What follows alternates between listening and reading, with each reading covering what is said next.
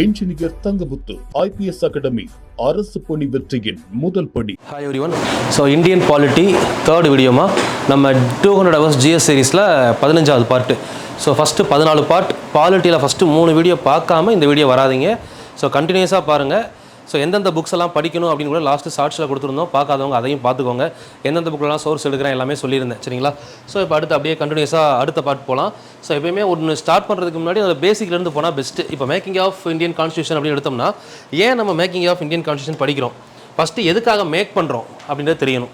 So what is constitution அப்படின்னு பார்த்தோம்ல. First one, constitution is nothing but a rule book. சிம்பிளாக சொல்லணும் அப்படின்னா rule book. The book consist of some rules. சில விதிகள் அடங்கிய புத்தகம், சரிங்களா? இந்த விதிகள் அடங்கிய புத்தகம் எப்போ நமக்கு தேவைப்படும்? இந்தியா வந்து இண்டிபெண்ட் ஆயிடுச்சு, இந்தியா சுதந்திரம் ஆயிடுச்சு, சுதந்திரம் அடைஞ்சிட்டாங்க அப்படின்னா ஸோ அதுக்கப்புறம் இந்த கான்ஸ்டியூஷனை எப்படி மேக் பண்ணுறாங்க அதான் முக்கியம், சரிங்களா? அப்போ அதுக்கு தேவைப்படுறது எல்லாமே பழைய ஆக்ட்ஸ்லேருந்து எடுத்தோம் அப்படிங்கிறது தான் நம்ம ஹிஸ்டாரிக்கல் பேக்ரவுண்டில் பார்த்தோம், சரிங்களா? ஸோ அப்போ அந்த புக்கில் எந்த விஷயங்கள்லாம் சொல்லப்பட்டிருக்கும் அப்படிங்கிறது அடுத்த கண்டிஷன். இந்த புக்கில் என்னெல்லாம் இருக்கும் அப்படின்னு பார்த்தீங்கன்னா 2 விஷயம். ஒன்று வந்து பார்த்தீங்கன்னா அதிகாரமும் பொறுப்பும். யார் யாருக்கு என்ன பொறுப்பு இருக்குது, யார் யாருக்கு என்ன அதிகாரம் இருக்குது, இது 2 சொல்லப்பட்டிருக்கும். தேர்ட் ஒன் வந்து பார்த்தீங்கன்னா யார் யாரை ரிலேட் பண்ணுது அப்படின்னு பார்த்தோம்னா ஒரு தனி மனிதனையும் கவர்மெண்ட் அரசாங்கத்தையும் ரிலேட் பண்ணுது. ஸோ இதை நம்ம உள்ளே பார்க்குறப்போ தான் தனி மனிதனுக்கு என்னெல்லாம் கொடுக்கணும், அரசாங்கத்துக்கு என்னெல்லாம் வேணும், 2ஆக ஸ்ப்ளிட் பண்ணி தருது. தனி மனிதனாக இருந்தால் அவனுக்கான உரிமைகள் என்ன, தனி மனிதனின் உரிமைகள் என்ன, ஸோ அவன் தனி மனிதன் கவர்மெண்ட்டுக்கு செய்ய வேண்டிய கடமைகள் என்ன, இப்போ இருக்கக்கூடிய அரசாங்கத்தில் இதெல்லாமே அடங்கியுள்ளது, சரிங்களா? அப்போ இதெல்லாம் பண்ணக்கூடிய மனிதனுக்கு அரசாங்கம் என்ன பண்ண போகுது? Directive principles of states policy, அரசு நெறிமுறை கோட்பாடு, அரசை நெறிமுறைப்படுத்தக்கூடிய கோட்பாடு, DPSP, இந்த மாதிரி எல்லா விஷயங்களும் அடங்கியதான் அந்த புத்தகம் அப்படின்னு சொல்கிறாங்க. ஸோ இதை ஆல்ரெடி பார்த்துட்டோம், ஒரு அவுட்லைன் புதுசாக பார்க்குறவங்களுக்கு. ஸோ இப்போ இதுக்கப்புறம் இதை தாண்டி அப்படியே உள்ளே போனோம் அப்படின்னா இது எப்படி உருவாச்சுன்ற கான்செப்ட் நமக்கு தெரியணுமா, சரிங்களா? ஸோ இப்போ தனியாக புக்கு வேணும் அப்படின்னு கேட்குறோம்ல, மேக்கிங் ஆஃப் கான்ஸ்டியூஷன், அது எங்கேருந்து உருவாச்சு அப்படின்னு பார்த்தீங்கன்னா ஆரிஜின் ஒரு சில இடத்துல 1928 ஆரம்பிச்சிருப்பாங்க.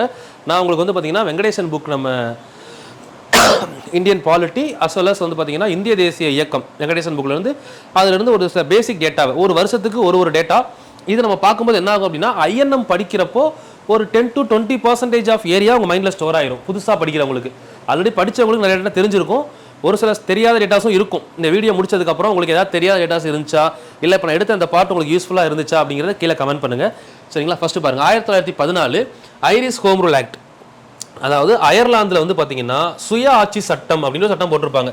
ஹோம் ரூல் அப்படின்னு சொன்னால் சுய ஆட்சி சட்டம் அல்லது தன்னாட்சின்னு சொல்லுவோம் நம்ம, சுய ஆட்சி அல்லது தன்னாட்சி சட்டம் எங்கே போட்டிருப்பாங்க அப்படின்னா அயர்லாந்தில் போட்டிருப்பாங்க. ஸோ அதை பார்த்துட்டு தான் இந்தியாவில் ஒரு தன்னாட்சி சங்கம் உருவாக்கணும் அப்படின்னு சொல்லி நம்ம அன்னிபெசன்ட் அம்மையாருக்கு என்ன வரும் அப்படின்னு பார்த்தீங்கன்னா ஒரு முடிவு தோணி இருக்கும். ஸோ அடுத்து வந்து பார்த்தீங்கன்னா 1914 அன்னிபெசன்ட் காமன்வீல் அப்படிங்கிற பத்திரிகையை தொடங்குறாங்க, சரிங்களா? தென் அதோட தொடர்ச்சியாக 1915 மெட்ராஸ் ஸ்டாண்டர்ட் அப்படிங்கிற ஒரு பத்திரிகையை விலைக்கு வாங்கி அந்த பத்திரிகையோட பேரை நியூ இந்தியா அப்படின்னு மாற்றுறாங்க. இது previous year question. New India 1915, commonweal 1914. காரோட வீலுக்கு 4 டயர்னு கூட ஞாபகம் வச்சிருப்போம், 4 வீலு, சரிங்களா? 1915 வந்து பார்த்தீங்கன்னா மெட்ராஸ் ஸ்டாண்டர்ட் அப்படிங்கிறது நியூ இந்தியான்னு மாறி இருக்கும். ஸோ இந்த 2 விஷயமும் அன்னிபெசன்ட் பண்ணிக்கிட்டு இருக்காங்க. இதே டைமில் 16/5/1914 இந்த மே மாதம் 16ஆம் தேதி இதோட 3வது விஷயம் பார்த்துருக்கோம். தெரிஞ்சால் மே 16 நம்ம INMல அண்ட் தமிழ்நாடு ஹிஸ்ட்ரியில் வரக்கூடிய டேட்டை மட்டும் எடுத்து கீழே கமெண்ட் பண்ணுங்க, பார்க்கலாம் எத்தனை பேருக்கு தெரியுதுன்னு பார்ப்போம்.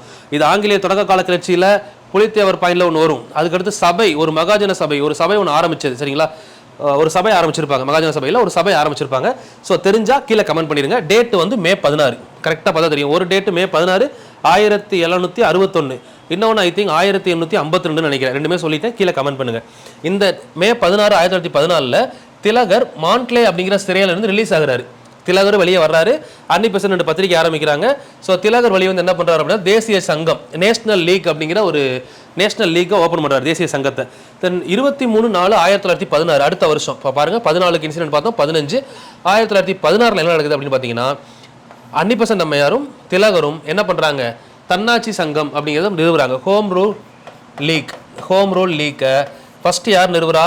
ஏப்ரல் 23, டேட்டு பாருங்கம்மா, ஏப்ரல் 23 நிறுவனவர் யார் அப்படின்னு கேட்டிங்கன்னா திலகர் எங்கே நிறுவனார் அப்படின்னு கேட்டிங்கன்னா புனேல திலகர் நிறுவுறாரு.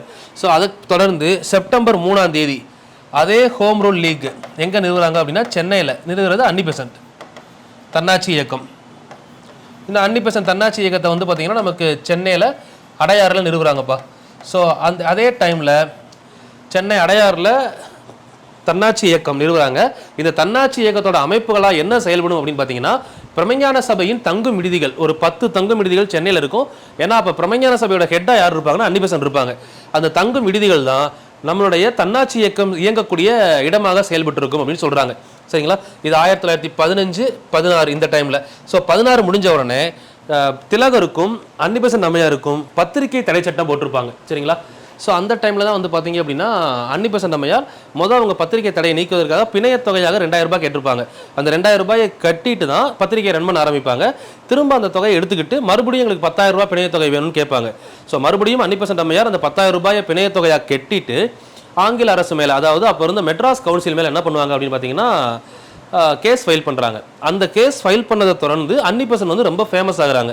அந்த டைமில் அன்னி-பெசன்ட் எல்லாத்துக்கும் பிரபலமாக தெரியப்பட்டதுக்கு காரணம் மெட்ராஸ் கவுன்சில் மேலே கேஸ் ஃபைல் பண்ணதுனால. சரிங்களா? தென் இதை தொடர்ந்து என்ன பண்ணுறாங்க அப்படின்னு பார்த்தீங்கன்னா, அடுத்து ஆங்கில அரசு வந்து அன்னி-பெசன்ட் அம்மையார்ட்ட பேசுகிறாங்க.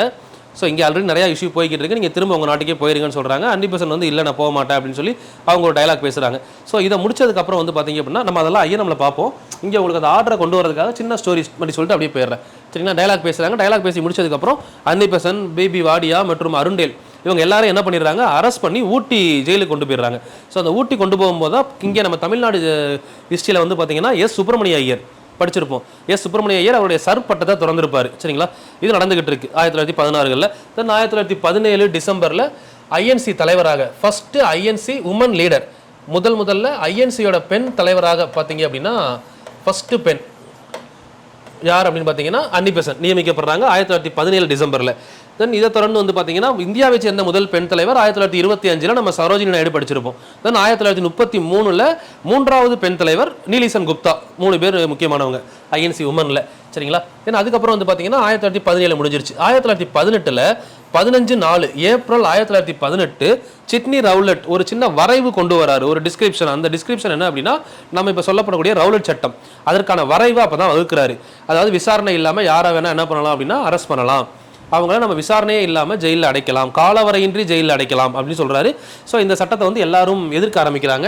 ஸோ இது நடைமுறைக்கு வர்ற நாளாக 6/4/1919 தீர்மானிக்கிறாங்க. அந்த நாளை தான் நம்ம என்ன சொல்கிறோம், ரவுலட் சட்டம், கருப்பு சட்டம் வெளியிடப்பட்ட நாள் அப்படி படிச்சிருப்போம்ல, கருப்பு சட்டம் என அழைக்கப்படக்கூடிய ரவுலட் சட்டம் வெளியிடப்பட்ட நாளாக படிச்சிருப்போம். தென் 3/19 இது 1918 நடக்குது. 1919 மார்ச் மாதம் பஞ்சாப்ல இதை தொடர்ந்து நிறைய கலவரம் வெடிக்குது. அந்த டைமில் பஞ்சாப்ல சத்தியாகிரக சபை அப்படிங்கிற ஒரு அமைப்பை காந்திஜி தலைமையில் தோற்றுவிக்கிறாங்க. சத்தியாகிரக சபை, சத்தியாகிரகம் மூலமாக போராட்டம் பண்ணணுன்றதுக்காக ஒரு சபை தோற்றுவிக்கப்படுது. தென் இவங்க வந்து 30 மார்ச் மாதம் தோற்றுவிக்கிறாங்க. ஃபர்ஸ்ட் வீக்கில் மார்ச் 30 லாஸ்ட் வீக்கில் இவங்க என்ன பிளான் பண்ணுறாங்க அப்படின்னா சத்தியாகிரக நாள் அனுசரிக்கலாம் அப்படின்னு சொல்லி பிளான் பண்ணுறாங்க.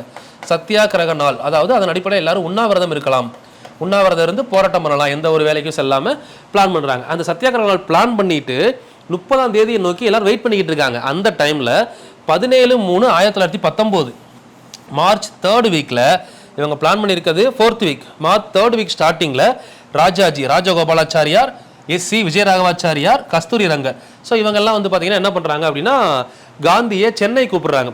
காந்தியும் சென்னை வந்து ஒரு 6 நாள் தங்குறாரு. காந்தியோட வருகையை வந்து பார்த்தீங்கன்னா வஉசி, சுப்பிரமணிய சிவா எல்லாரும் ஆதரிக்கிறாங்க.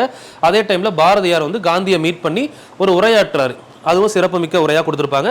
தென் அதில் காந்தி வந்து ஒரு 6 நாள் வரைக்கும் சென்னையில் ஸ்டே பண்ணியிருக்காரு. இவர் இந்த ஸ்டே பண்ணியிருக்க டைமில் 17 இருக்கிறாரு. ஸோ அதுக்கடுத்து வந்து பார்த்தீங்கன்னா 30ஆம் தேதி பிளான் பண்ண மாதிரி மக்கள் என்ன பண்ணிட்டாங்க அப்படின்னா காந்தியோட பிளானை எக்ஸிக்யூட் பண்ணிட்டாங்க. அன்னைக்கு வந்து எல்லாரும் வேலை நிறுத்த போராட்டத்தில் ஈடுபடலாம், ஹர்த்தால் அப்படின்னு சொல்லுவாங்க. ஹர்த்தாலில் இறங்க ஆரம்பிச்சிட்டாங்க. வேலை நிறுத்த போராட்டம், அதாவது வேலை நிறுத்தம், உண்ணாவிரதத்தில் எதுவும் எங்கேயும் போகாமல் எல்லாரும் என்ன பண்ணலாம், ஸ்ட்ரைக் பண்ணலாம்னு சொல்லி இறங்குறாங்க. இந்த சத்தியாகிரகத்தில் என்ன ஆகுதுன்னா ஆங்கில அரசு, பிரிட்டிஷ் கவர்மெண்ட் தடியடி நடத்தி நிறையா பேர் கொல்லப்பட்டனர்.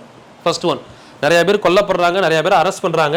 ஸோ இதோட விளைவு தான் வந்து பார்த்தீங்கன்னா 6/4/1919 இவங்க பிளான் பண்ணுறாங்க. இந்த 14ஆம் தேதி வந்திருக்காங்கல்ல, 14ஆம் தேதி இவங்களை மீட் பண்ணும்போது இந்த சத்தியாகிரக நாளை இவர் ஆக்சுவலாக 6ஆம் தேதிக்கு மாற்றிருப்பாங்க. இவங்க பேசி இந்த சத்தியாகிரக நாள் போராட்டம் நடத்த போகிறத 6ஆம் தேதிக்கு மாற்றுறாங்க. இது தெரியாமல் தான் மக்கள் பிளான் படி அந்த டேவை எக்ஸிக்யூட் பண்ணி என்ன பண்ணிட்டாங்க, நிறைய பேர் தடியடிப்பட்டு இறந்துட்டாங்க.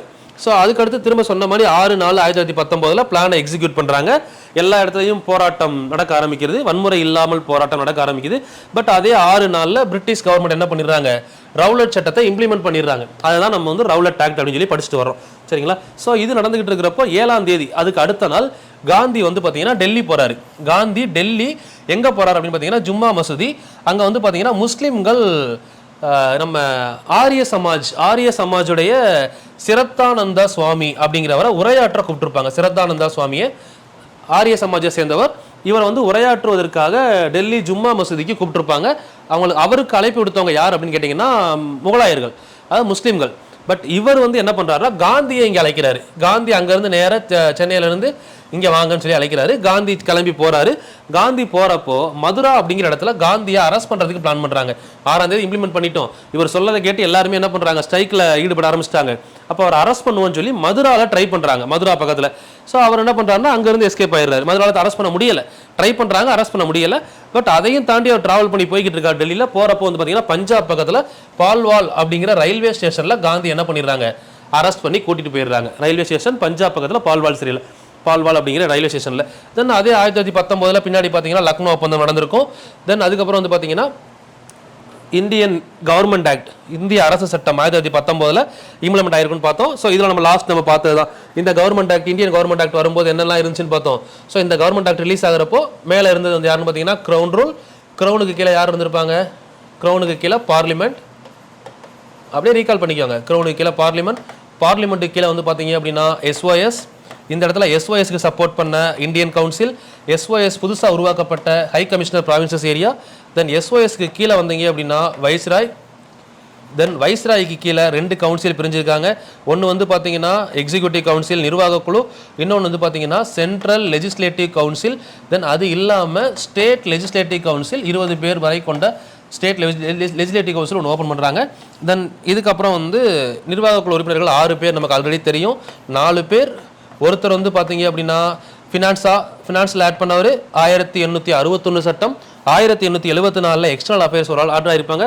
தென் இது இல்லாமல் மத்திய சட்டமன்றத்தில் என்ன பண்ணியிருப்பாங்க, மத்திய சட்டமன்றத்தில் ஈரவையாக பிரிச்சிருப்பாங்கல்ல, ராஜ்யசபா லோக்சபா. ஐ திங்க் இதை நம்ம முன்னாடி பார்த்துருந்தோம். மொத்தம் 245 பேர் கொண்ட ஒரு டீம் ஃபார்ம் பண்ணியிருப்பாங்க, சரிங்களா? தென் இது இல்லாமல் இங்கே ஸ்டேட் லெஜிஸ்லேட்டிவ் கவுன்சிலில் இரட்டை ஆட்சி, ஒதுக்கப்பட்ட துறைகள், மாற்றப்பட்ட துறைகள், ரிசர்வ்டு, டிரான்ஸ்ஃபர்டு, இந்த மாதிரி 2 துறைகள் கொண்டு வந்திருப்பாங்க. இதுதான் பின்னாடி மக்கள் வேணான்னு சொல்லி எதிர்த்திருப்பாங்க. ஸோ இது எல்லாமே நடந்தது 1919 ஆக்ட். இந்த 1919 சட்டம் முடிகிறப்பவும் அதில் சொல்லப்பட்ட விதிகள் அப்படின்னு பார்த்தீங்கன்னா கிட்டத்தட்ட ஒரு 47 விதிகள் சொல்லப்பட்டிருக்கும். ஆர்டிக்கல் வந்து 47 ஆர்டிக்கல் இதுலையும் சொல்லப்பட்டிருக்கும். ஸோ இதில் வந்து மொத்தமாக சொல்லப்பட்ட ஷெட்யூல் அட்டவணை எத்தனை பகுதிகள் எத்தனைன்னு பார்த்தீங்கன்னா ஆர்டிக்கல் 47 இதில் வந்து பகுதி வந்து பார்த்தீங்கன்னா கிட்டத்தட்ட ஒரு 6 பகுதி இதுலையும் குறிப்பிடப்பட்டிருக்கும் 1919. ஸோ இதெல்லாம் தாண்டி தான் அடுத்து 1920க்கு போக போகிறோம். இப்போ 1919 மட்டும் எவ்வளோ விஷயங்கள் நடந்திருக்குன்னு பாருங்கள். அப்படியே கோத்ரூ பண்ணிட்டே வாங்க. இப்போ 19 ரவுலட் சட்டம் வந்துச்சா, ரவுலட் சட்டத்தை எதிர்த்து என்ன பண்ணுறாங்க, ரவுலட்டை எதிர்த்து சத்யபால் மாலிக், சாயிபுதீன் கிச்லு அவங்க 2 பேரும் என்ன பண்ணுறாங்க, ஸ்ட்ரைக் பண்ண போராட்டம் பண்ணுறாங்க. ஸோ அவங்கள அரெஸ்ட் பண்ணுறாங்க. ஸோ அது மட்டுமே விஷயம் கிடையாது. அது இல்லாமல் வந்து பார்த்தீங்கன்னா ஒரு சில காவலர்கள், அதாவது ராபின்சன் அப்படின்னு சொல்லக்கூடிய சேமிப்பு கிடங்கு இருக்கும் இல்லைங்களா, பிரிட்டிஷோட சேமிப்பு கிடங்கு, அவங்களோட சேமிப்பு கிடங்கு காவலர் ராபின்சன் அப்படிங்கிறவர் கொலை செய்யப்பட்டிருப்பார் நம்ம இந்த ஜாலியன் வாலாபாக்கு முன்னாடி. ஸோ அது மட்டும் இல்லாமல் பார்த்தீங்கன்னா பின்னாடி செல்வி ஷெர்வுட் அப்படின்னு சொல்லி அழைக்கக்கூடிய ஒரு பெண், அவங்க வந்து பார்த்தீங்கன்னா இவங்களோட சமயப்பரப்பு செயலாளர். அந்த சமயப்பரப்பு செயலாளர் இருக்கக்கூடிய ஷெர்வுட் அப்படிங்கிறவங்க தடியடி நடத்தப்பட்டிருக்கும். இது ரெண்டும் நம்ம நார்மலாக ரவுலட் படிக்கிறப்போ அது படிக்காத விஷயம். நம்ம ரவுலட் ஆக்ட் படிச்சுட்டு நேராக ஜாலியன் வாலாபாக் போவோம்ல, ஜாலியன் வாலாபாக்கு முன்னாடி நடந்த விஷயங்கள் இவ்வளோ இருக்குது. சத்யபால் மாலிக், சாயிபுதீன் கிச்லு அரெஸ்ட் பண்ணுறாங்க. ஸோ அதுக்கு எதிர்த்து வந்து பார்த்தீங்கன்னா இங்கே நம்ம பின்னாடி வந்து ராபின்சன் அப்படிங்கிற ஒருத்தரை கொலை பண்ணுறாங்க இந்தியர்கள். ஸோ அது மட்டும் இல்லாமல் நிறையா பிரிட்ஜஸ் எல்லாமே தகர்க்கப்படுது, அது மாதிரி மின்சார கம்பங்கள் துண்டிக்கப்படுது. ஸோ அதே டைமில் செல்வி ஷெர்வுட் அப்படின்றவங்க வந்து பார்த்தீங்கன்னா தாக்கப்படுறாங்க. ஸோ அந்த தாக்கப்பட்ட இடத்துல ஒரு சில வன்முறைகள் நடந்திருக்கும். இப்போ இதை தொடர்ந்து தான் வந்து பார்த்தீங்க அப்படின்னா ஜாலியன் வாலாபாக் அடுத்து மக்கள் எல்லாம் கூடி அந்த இந்த தடியடியில் இறந்தவங்களுக்காக வந்து பார்த்தீங்கன்னா ஒரு ஜபக்கூடம் மாதிரி கண்டக்ட் பண்ணுறாங்க. அவங்களுக்காக வந்து ஒரு ஆராதனை நடத்துகிறாங்க. ஸோ அந்த இடத்துல தான் பாக் அப்படின்னா தோட்டம், ஜாலியன் வாலாபாக் பஞ்சாபில் அமிர்தசரஸ் அப்படிங்கிற இடத்துல கூடிய ஜாலியன் வாலாபாக்கில் மக்கள் எல்லாம் கூடி அந்த இரங்கல் தெரிவிக்கும் போது தான் அந்த டைமில் மைக்கேல் ஓ டயர் அப்படின்னு அழைக்கக்கூடிய பஞ்சாப் ஆளுநர், ஜெனரல் ஓ டயர் என்ற இராணுவ தளபதி பஞ்சாப் ஆளுநர் வந்து அனுமதி கொடுக்குறாரு. ஜெனரல் ஓட்டையர் அப்படிங்கிற ராணுவ தளபதி ஷூட் பண்ண சொல்றாரு. 10 நிமிஷம் கண்டினியூஸாக ஷூட் பண்றாங்க. கிட்டத்தட்ட வந்து பார்த்தீங்கன்னா அதில் 1500க்கும் மேற்பட்டோர் இறந்ததாக சொல்லப்படுது. சரிங்களா, 1500க்கும் மேற்பட்ட மக்கள் இறந்துட்டாங்க. ஸோ அந்த இறந்ததுக்காக தான் பின்னாடி ஆரம்பிக்கப்படுறது ஒத்துழையாமை இயக்கம். அதே சேம் டைம் இதெல்லாம் நடந்துகிட்டு இருக்கு. இதே டைம்ல மார்ச் 20, 1919 கிளாபத் குழு அப்படிங்கிற ஒரு குழு பம்பாயில் உருவாக்கப்பட்டது. 21/9/1919 இந்த டேட் இம்பார்ட்டன்டாக இருக்கிறனால எழுதி வச்சிருக்காம. லக்னோவில் ஃபர்ஸ்ட் கிளாபத் மாநாடு. தென் 23/11 நவம்பர் 23, 1919 இரண்டாவது மாநாடு காந்தி தலைமையில் நடைபெற்றிருக்கும். இந்த மாநாட்டில் காந்தி, முஸ்லீம் லீக் ப்ளஸ் காந்தியும் கலந்துக்கிடுவார், முஸ்லீம் லீக்கும் கலந்துக்கிடுவாங்க, கிளாபத் இயக்க தலைவர்களும் கலந்துக்கிடுவாங்க. எல்லாரும் சேர்ந்து கலந்துக்கிட்ட பெரிய மாநாடு இருந்திருக்கும். தென் 10/3/1920 நான் கோஆபரேட்டிவ் மூவ்மெண்ட் தொடங்குறதா சொல்றாங்க. சரிங்களா, இந்த ஜாலியன் வாலாபாக் நடந்ததை எடுத்து நான் கோஆபரேட்டிவ் மூவ்மெண்ட் தொடங்குறதா சொல்றாங்க. இந்த நான் கோஆபரேட்டிவ் மூவ்மெண்ட்டை மார்ச்ல சொல்லப்பட்டது. செப்டம்பர் 4 லாலா லஜபதி ராய் தலைமையிலான கூட்டம், இதை வந்து சிறப்பு கூட்டம் சொல்லுவாங்க. லாலா லஜபதி ராய் தலைமையிலான சிறப்பு கூட்டம் நடந்திருக்கும். இந்த சிறப்பு கூட்டத்தில் நான் கோஆபரேட்டிவ் மூவ்மெண்ட் ஒத்துழையாமை இயக்கத்துக்கான தீர்மானம் கொண்டு வரப்பட்டது. இந்த ஒத்துழையாமை இயக்கத்துக்கான தீர்மானம் நிறைவேற்றப்பட்டது டிசம்பர்ல நடைபெற்ற நாக்பூர் செஷன். இந்த நாக்பூர் மாநாட்டுக்கு தலைமை தாங்கியவர் சேலம் சி விஜயராகவாச்சாரியார். இதுவும் previous year question. Salem Vijayaraghavachariar இவங்க தலைமையில் நடந்ததெல்லாம் தீர்மானம் நிறைவேற்றப்பட்டிருக்கும். ஸோ இதை தொடர்ந்து பார்த்தீங்கன்னா ஒத்துழையாமை இயக்கம் நடக்கும். தென் 17/11/1921 வேர்ல்ட்ஸ் இளவரசர் வருகையை எல்லாரும் சேர்ந்து எதிர்ப்பாங்க. இது 1921 வரி கொடுக்க மாட்டோம் அப்படின்னு சொல்லியிருப்பாங்க. தென் 5/2/1922 இதெல்லாம் நடந்துகிட்டு இருக்கும்போது யூபியில் கோராக்பூர் அப்படிங்கிற இடத்துல சௌரி சௌரா அப்படிங்கிற ஒரு வில்லேஜ், அங்கே இருக்கக்கூடிய விவசாயிகள் என்ன பண்ணிடுவாங்க அப்படின்னா அவங்களுக்கும் காவலர்களுக்கும் இடைப்பட்ட மோதலில் ஒரு காவல் நிலையம் சௌரி சௌரால எரிக்கப்படும். அதில் வந்து பார்த்தீங்கன்னா கிட்டத்தட்ட 22 காவலர்கள் என்ன பண்ணிடுவாங்கன்னா இறந்துருவாங்க. ஸோ இந்த காவலர்களின் உயிரிழப்பு காந்தியை 12/2/1922 ஒத்துழையாமை இயக்கத்தில் இருந்து வெளியே கொண்டு வந்தது. ஸோ காந்தி ஒத்துழையாமை இயக்கத்தை கைவிடுறாரு. காந்தி ஒத்துழையாமை இயக்கத்தை கைவிட்ட உடனே தான் 1923 என்ன ஆகுது அப்படின்னு பார்த்தீங்கன்னா காந்தியோட ஒத்துழையாமை இயக்கம் கைவிடப்பட்டதால் ஸோ 2 பிரிவாக பிரிகிறாங்க. மாற்றத்தை விரும்புவோர், மாற்றத்தை விரும்பாதோர். ஸோ அதில் மாற்றத்தை விரும்புவோர் அப்படின்னு சொல்கிறவங்க என்ன பண்ணுறாங்க அப்படின்னா நம்ம CR தாஸ் அண்ட் மோதிலால் நேரு தலைமையில் சுயராஜ்ய கட்சிக்கு கிளம்புறாங்க. சரிங்களா, சுயராஜ்ய கட்சி தொடங்கப்பட்டது. அப்படியே ஸ்டோரி மாதிரி கொண்டு வாங்க. இன்னும் ஒரு 1/2 hour எக்ஸ்ட்ரா படிக்க போகிறோம். ஸோ இதை வந்து பின்னாடி ஒரு 1 hour சேவ் பண்ணும். 2வது டைம் நம்ம ஐஎன்எம்ல பார்க்குறப்போ இங்கே பார்த்துருக்கோம்ல அப்படிங்கிற ஃபீல் வரும். சரிங்களா, சுயராஜ்ய கட்சி தொடங்கப்பட்டது. ஸோ இதுக்கப்புறம் அப்படியே இங்கே வந்துடலாம். சுயராஜ்ய கட்சி தொடங்கப்பட்டது 1923. ஸோ இதுக்கு கேப்பில் நம்ம தமிழ்நாடு தேர்தல் அப்படின்னு பார்த்தோம்னு வைங்களேன், நீதி கட்சியை வச்சு இன்னும் ஒரு சில விஷயங்கள் இருக்குது.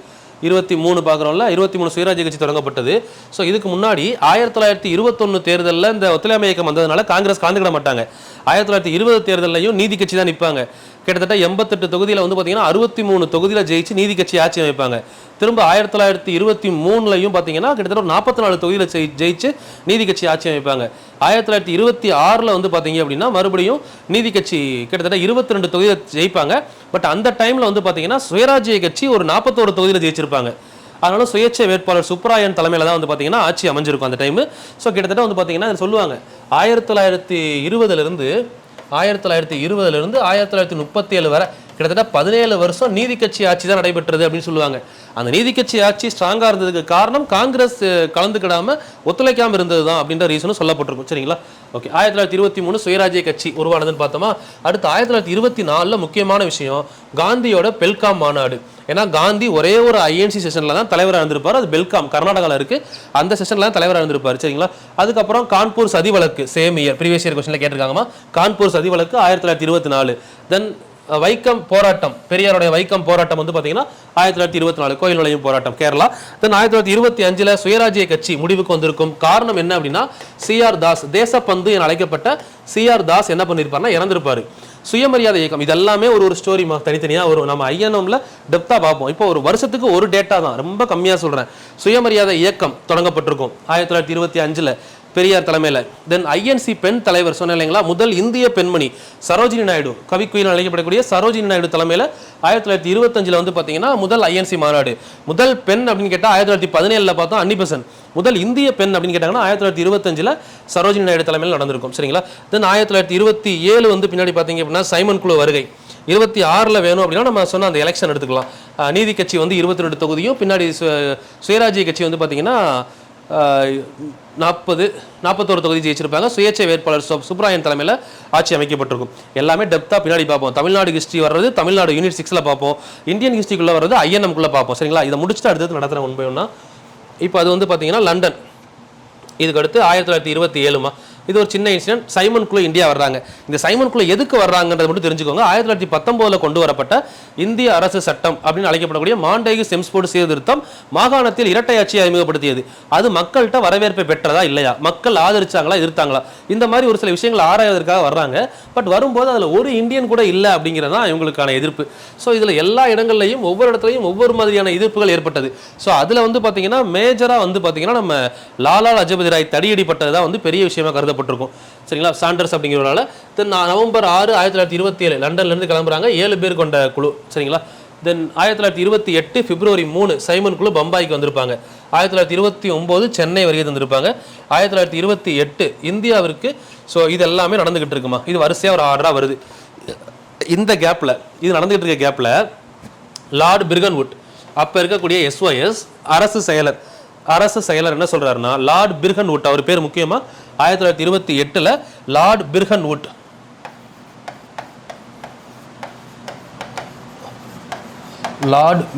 என்ன சொல்றாருன்னா, இந்தியருக்கு அரசியலமைப்பை எழுதக்கூடிய ஆற்றல் இல்லை அப்படின்னு சொல்றாரு. இந்தியர்களுக்கு ஒரு தனியாக அரசியலமைப்பை எழுதக்கூடிய ஆற்றல் இல்லை அப்படின்னு சொல்றாரு. ஸோ அதை எதிர்த்து ஒரு 8 பேர் கொண்ட குழுவை வச்சு மோதிலால் நேரு பிளஸ் ஒரு 8 பேர் கொண்ட குழுவால நேரு அறிக்கை அப்படிங்கிற ஒன்று சப்மிட் பண்ணப்படுது.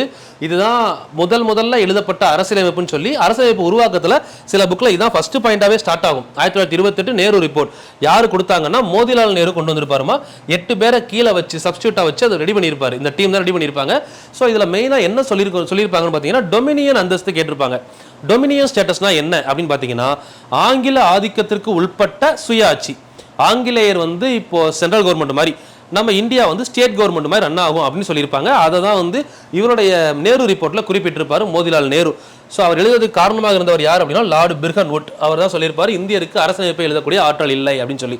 அதை எதிர்த்து 1929 லாகூர் மாநாடு நடைபெற்றிருக்கும். இந்த லாகூர் மாநாட்டில் அவருடைய மகன், அதாவது மோதிலால் நேரு தான் ரெடி பண்றாரு. அவருடைய மகன் ஜவஹர்லால் நேரு என்ன கேட்கிறாரு அப்படின்னா, முழு சுதந்திரம் வேணும், there is பூர்ண சுவராஜ்யம் தேவை அப்படின்னு சொல்றாரு. அந்த பூர்ண சுயராஜ்யம் தேவைன்னு சொல்லி பூர்ண சுயராஜ்ய தினமாக அனுசரிக்கிறார். பூர்ண சுயராஜ்ய தினமா 26/1/1930 செலிப்ரேட் பண்ணணும் அப்படின்னு சொல்றாரு. சரிங்களா? அதை சொல்லிட்டு 1929 லாகூர் மாநாட்டில் சொல்றாருமா. தென் இந்த பூர்ண சுயராஜ்ய தினத்தை அறிவித்து கொடியேற்றிய நதிக்கரை எதுன்னு கேட்பாங்க. ராவி நதிக்கரையில் கொடியேற்றப்பட்டது. அது எப்போ? 1930 ஜனவரி 26 எந்த டே? பூர்ண சுவராஜ் டே. இதோட நினைவு தான் நம்ம ஜனவரி 26, 1950 குடியரசு தினமாக கொண்டாடி வருகிறோம். சரிங்களா? தென் 1930 இதே வருஷத்துல உப்பு சத்தியாகிரகம் நடைபெற்றிருக்குமா. உப்பு சத்தியாகிரகம் 1930 முக்கியமான இன்சிடென்ட்மா. உப்பு சத்தியாகிரகமும் சட்ட மறுப்பு இயக்கம். சரிங்களா? 3 விஷயம் முக்கியம். ஒன்று பூர்ண சுயராஜ்ய தினம், இன்னொன்று சட்ட மறுப்பு இயக்கம், சிவில் டிசோபீடியன். தென் மூணாவது வந்து பார்த்தீங்கன்னா சால்ட் சத்தியாகிரகா ரெண்டு பிரிவாக நடக்கும். ஒன்று வந்து பார்த்தீங்கன்னா இந்தியாவில் ஃபர்ஸ்ட் ஒன் தண்டி, சமர்பதியிலேருந்து தண்டி வர போகிறாங்க ஒன்று. இன்னொன்று வந்து பார்த்தீங்கன்னா திருச்சி டு வேதாரண்யம். இது நம்ம தமிழ்நாட்டில் மார்ச் 12 ஆரம்பித்து ஏப்ரல் 5 முடியும். எங்கே? தண்டி டு சபர்மதியிலேருந்து தண்டி, காந்தி தலைமையிலானது. அதில் சரோஜினி நாயுடு முக்கியமான பெண்மணியாக பங்கேற்று இருப்பாங்க. அதே மாதிரி ஏப்ரல் 13 ஆரம்பித்து ஏப்ரல் 25 முடியக்கூடியது திருச்சி டு வேதாரண்யம். இதில் வந்து பார்த்தீங்கன்னா நம்ம ராஜாஜி தலைமையில் போயிருப்பாங்க. இதில் ருக்மணி லட்சுமிபதி வந்து பார்த்தீங்கன்னா உப்பு எடுத்ததுக்காக முதலில் தண்டனை அனுபவித்த பெண் யாருன்னு கேட்டாங்கன்னா ருக்மணி லட்சுமிபதி. சரிங்களா? தென் 1931 ரெண்டாவது ரவுண்ட் டேபிள் கான்ஃபரன்ஸ் மார்ச் 5, 1931 நடைபெற்ற முக்கியமான ஒப்பந்தம் காந்தி இர்வின் ஒப்பந்தம், காந்தி இர்வின் பேக்ட். சரிங்களா? 1932 ரவுண்ட் டேபிள் கான்ஃபரன்ஸ் 3 பூனா ஒப்பந்தம். 1933 கோயில் நுழைவு நாள் 8/3/1933 மார்ச் மாதம் 8ஆம் தேதி கோயில் நுழைவு நாள் போராட்டம் நடத்தப்பட்டிருக்கும். தென் 1934 MN ராய் அரசியல் நிர்ணய சபை வேண்டும் அப்படின்னு சொல்லியிருப்பாரு. 1928 அப்புறம் புக்கில் நேரம் இங்கே வந்துருவாங்க. 1934 MN ராய் அரசியல் நிர்ணய சபை வேண்டும், கான்ஸ்டியூஷன் அசம்பிளி வேணும் அப்படின்னு சொல்லியிருப்பாரு. தென் 1935 INC அரசின் நிர்ணய சபைக்கு வடிவம் கொடுத்தது. அப்போதான் INC சேர்ந்து என்ன பண்ணியிருப்பாங்க, அவங்களும் ப்ரொபோசல் முன் வச்சிருப்பாங்க. அரசியல் நிர்ணய சபை அப்படிங்கிற ஒன்று வேணும், அதை வச்சு நாங்கள் அரசியலமைப்பை உருவாக்கிக்கிறோம் அப்படின்னு சொல்றாங்க. சரிங்களா? எப்போ? 1935. தென் இந்திய அரசு சட்டம் ஆல்ரெடி படிச்சிருப்போம். சட்டம் முடிச்சதுக்கப்புறம் டைரெக்டாக எங்கே வரீங்க அப்படின்னா துறைகள் நமக்கு தெரியும். 59, 54 மொத்தம் 36 துறைகள் ஒதுக்கப்பட்டிருக்கும். ஸோ இதில் வந்து பார்த்தீங்கன்னா மொத்தம் கிட்டத்தட்ட வந்து பார்த்தீங்கன்னா எத்தனை அட்டவணை இருந்தது? 10 அட்டவணைகள் இருந்து 321 சரத்துகள். இதில் இந்த பாயிண்ட் மட்டும் எடுத்துக்கலாம், ஏன்னா இது முடிகிறப்போ 321 சரத்துகளும் 10 அட்டவணைகள். முன்னாடி பார்த்தோம் இல்லைங்களா, 47 சரத்துகளும் கிட்டத்தட்ட 6 பகுதிகளை கொண்டதுன்னு சொல்லி. இப்போ 10 அட்டவணை மற்றும் 10 அட்டவணையும் 47 சரத்துகளுடன் கூடிய 1930 சட்டம் உருவானது. இதுல இருந்து தான் 70% நம்ம இப்போ கான்ஸ்டியூஷனில் காப்பி பண்ணியிருக்கோம்னு சொல்கிறாங்க. சரிங்களா? தென் 1937 பாசிப்பூர் மாநாடு மகாராஷ்டிரா நடந்திருக்கும். ஸோ இதில் வந்து பார்த்தீங்கன்னா இந்திய அரசியலமைப்பு வேணும் அப்படின்னு சொல்லி 2வது வலியுறுத்தியிருப்பாங்க. பாசிப்பூர் மாநாடு மகாராஷ்டிரா நடந்திருக்கும் 1937. 1938 இது ரொம்ப ரொம்ப இம்பார்ட்டன்ட் ஏரியா. 38ல் 1928 யாரை பார்த்தோம்? 1928 சொன்னவர் மோதிலால் நேரு ரிப்போர்ட் சப்மிட் பண்ணியிருப்பாரு. 1938 ஜவஹர்லால் நேரு சொல்லியிருப்பாரு, வித்தவுட் அதர்ஸ் இன்டர்ஃபரன்ஸ், அப்படின்னா மற்றவர்களுடைய தலையீடு இல்லாமல் by the way of adult franchise அப்படின்னு சொல்லுவார். அடல்ட் பிரான்சிஸ் அதாவது வயது வந்தோர் வாக்குரிமை அடிப்படையில். இப்போ நம்ம சொல்கிறோம்ல 18 வயதுக்கு மேலே இருக்கவங்க, அதாவது பிரிவினை வயதுக்கு அடிப்படையில் மட்டும்தான். அடல்ட் பிரான்சிஸ் அப்படின்னா வயது வந்தோர் வாக்குரிமை அடிப்படையில் அரசியல் நிர்ணய சபை உருவாக்கப்பட வேண்டும் அப்படின்னு சொல்லியிருப்பார். சொன்னவர் யார் அப்படின்னா Jawaharlal Nehru. Not limited Francis. Adult Francis வேற, லிமிடெட் பிரான்சிஸ் வேற. அடல்ட் பிரான்சிஸ் அப்படின்னு சொல்றது வயது வந்தோர் வாக்குரிமை அடிப்படையில். நமக்கு மறைமுக தேர்தல் நடந்துச்சு பார்த்தீங்களா 1919 1935லாம். அங்கே நடந்த தேர்தல் வந்து உங்களுக்கு லிமிடெட் பிரான்சிஸ், அதாவது இவங்களுக்கு மட்டும்தான் ஓட்டு. அதில் வந்து பார்த்தீங்கன்னா 8ஆம் வகுப்பு மேலே படிச்சிருக்கணும், 1919 8ஆம் வகுப்புக்கு மேலே படிச்சிருக்கணும், இல்லை அவங்க டேக்ஸ் பே பண்ணணும், அப்படி இல்லை அப்படின்னா 3000 ரூபாய் வருஷத்துக்கு வரி கட்டுறவங்களா இருக்கணும். இந்த 3 இருந்தால் தான் அவங்களுக்கு வந்து ஓட்டுரிமை கொடுத்தாங்க. ஸோ அது வந்து லிமிடெட் பிரான்சிஸ். இது வந்து பார்த்தீங்கன்னா அடல்ட் பிரான்சிஸ், வயது வந்தோர் வாக்குரிமை அடிப்படையில் அரசியல் நிர்ணய சபை உருவாக்கப்பட வேண்டும். சொன்னவர் யார் அப்படின்னு கேட்டாங்கன்னா ஜவஹர்லால் நேரு. 1938. 1939 2 விஷயம் இம்பார்ட்டன்ட். ஒன்று, நவம்பர் 19 ஹரிஜன் என்ற பத்திரிகையில் ஒரே வழி என்ற தலைப்பில் அரசியல் நிர்ணய சபை மற்றும் சுதந்திரம் பெறுவது பற்றி காந்தி எழுதியிருந்தார். காந்தி எழுதியிருந்த பத்திரிகை ஹரிஜன், தலைப்பு ஒரே வழி, இதை எழுதியிருப்பார். சரிங்களா? 1939. தென் அதே 1939 வேர்ல்டு வார் 2 ஸ்டார்ட் ஆகுது. இந்த வேர்ல்டு வார் 2ல எல்லாரும் வந்து கலந்துக்கோங்க அப்படின்னு சொல்லிட்டு அந்த டைம்ல வந்து பார்த்தீங்கன்னா நம்ம அப்போ அங்கே இருக்கிறவர் யார் அப்படின்னு பார்த்தீங்கன்னா லின்லித் கோ பிரபு வந்து பார்த்தீங்கன்னா ஃபர்ஸ்ட் ஒரு அறிக்கை சப்மிட் பண்ணுறாரு. சரிங்களா? ஃபர்ஸ்ட் ஒரு அறிக்கை தான் சப்மிட் பண்ணுவார், அதுக்கப்புறம் தான் ஒரு ஆஃபர் கொடுப்பாரு. அவர் சப்மிட் பண்ணுற அறிக்கையில் என்ன சொல்லுவார் அப்படின்னு கேட்டிங்கன்னா, நம்ம இந்தியாவுக்கு வந்து டொமினியன் ஸ்டேட்டஸ் கொடுக்குறோம். சரிங்களா? அந்த டொமினியன் ஸ்டேட்டஸ் கொடுத்துட்டு நம்ம காமன்வெல்த் நாடுகளில் ஒரு நாடாக இணைச்சிக்கிறோம்னு சொல்லுவார். ஆக்சுவலாக அதான் ஃபஸ்ட்டு சொன்னது. காமன்வெல்த் நாடுகள் இருக்குது பிரிட்டிஷோட காலனி ஆதிக்கத்துக்கு கீழே, அதில் ஒரு நாடாக அவங்களை இணைக்கிறதுக்கான யோசனையை நம்ம இந்த வேர்ல்டு வாரை முடிச்சுட்டு பேசுவோம் அப்படின்னு சொல்கிறாரு. ஸோ அதை மக்கள் எல்லாருமே என்ன பண்ணுறாங்கன்னா எதிர்க்க ஆரம்பிக்கிறாங்க. ஸோ இதை தொடர்ந்து தான் 1940 திரும்ப 1940 ஆகஸ்ட் 8 ஆகஸ்ட் நன்கொடை அப்படிங்கிற ஒன்று அறிவிக்கிறாரு. ஆகஸ்ட் ஆஃபர் அப்படிங்கிற ஒன்று ரெண்டாவது அனுப்பி வைக்கிறாரு. ஸோ அந்த ஆகஸ்ட் ஆஃபரில் என்ன சொல்கிறாரு அப்படின்னு பார்த்தீங்கன்னா, ஆகஸ்ட் ஆஃபரில் மறுபடியும் அவர் என்ன சொல்கிறாரு, உங்களுக்கு டொமினியன் ஸ்டேட்டஸ் கொடுக்குறோம். ஆகஸ்ட் ஆஃபரில் சொல்கிறது நல்லா புரிஞ்சுக்கணும். டொமினியன் ஸ்டேட்டஸ் உங்களுக்கு நாங்கள் கொடுத்துட்றோம். அந்த டொமினியன் ஸ்டேட்டஸில் நீங்கள் வந்து எங்கள் ஆதிக்கத்துக்குள்ளே இருக்க போகிறீங்க. நம்ம எல்லாரும் இந்த 2வது வேர்ல்டு வாரை முடிச்சுட்டு நம்ம இதை பற்றி யோசிப்போம் பின்னாடி. அப்போ என்ன விஷயத்தை தெளிவாக சொல்கிறாரு, காலனி ஆதிக்கத்துக்குள்ளே நீங்கள் வர்றீங்களா இல்லையான்றதை பற்றி பின்னாடி பேசுவோம் அப்படின்னு சொல்லி ஒரு ஆஃபர் கொடுக்குறாரு. ஸோ அதில் மெயினாக நம்ம ஸ்கூல் புக்கில் என்ன கொடுத்துருப்பாங்க அப்படின்னு பார்த்தீங்கன்னா, உங்களுடைய அரசியலமைப்பை நாம் இருவரும் சேர்ந்து எழுதலாம் அப்படின்னு சொல்லி ஒரு ஆஃபர் அனுப்பியிருப்பாருன்னு சொல்கிறாங்க.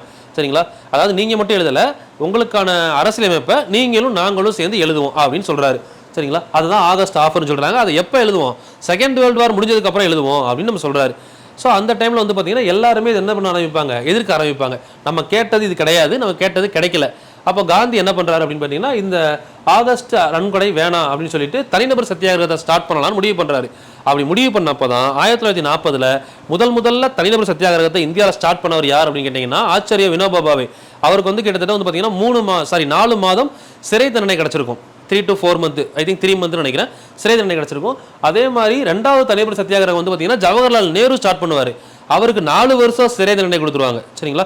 இது மட்டும் இல்லாமல் இந்த 1940 கிட்டத்தட்ட ஒரு 15,000 பேர், 15,000 to 30,000 பேர் வரை சொல்கிறாங்கம்மா. ஒரு சில புக்கில் 30,000 பேர் வரை கொடுத்துருக்காங்க. 30,000 மெம்பர்ஸ் வரைக்கும் தனிநபர் சத்தியாகிரகத்தில் ஈடுபட்டாங்க அப்படின்னு சொல்கிறாங்க. தென் 1942 வந்து பார்த்தீங்கன்னா மார்ச் 22 1942 கிரிப்ஸ் தூதுக்குழு வருகை. கிரிப்ஸ் தூதுக்குழு அப்போ வர்றாங்க. மார்ச் 22 3 1942 கிரிப்ஸ் தூதுக்குழு வர்றாங்க. இந்த கிரிப்ஸ் தூதுக்குழு ஸ்டாஃபோர்டு கிரிப்ஸ் அப்படிங்கிற ஒரு தலைமையில் வந்திருக்காங்க. யார் தலைமைன்னு கேட்டிங்கன்னா ஸ்டாஃபோர்டு கிரிப்ஸ்.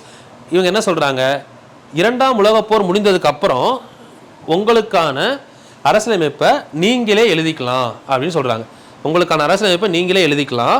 நீங்கள் எப்பொழுது வேண்டுமானாலும் நம்மளுடைய காமன்வெல்த் அமைப்பிலிருந்து வெளியேறி கொள்ளலாம் அப்படின்னு சொல்கிறாங்க.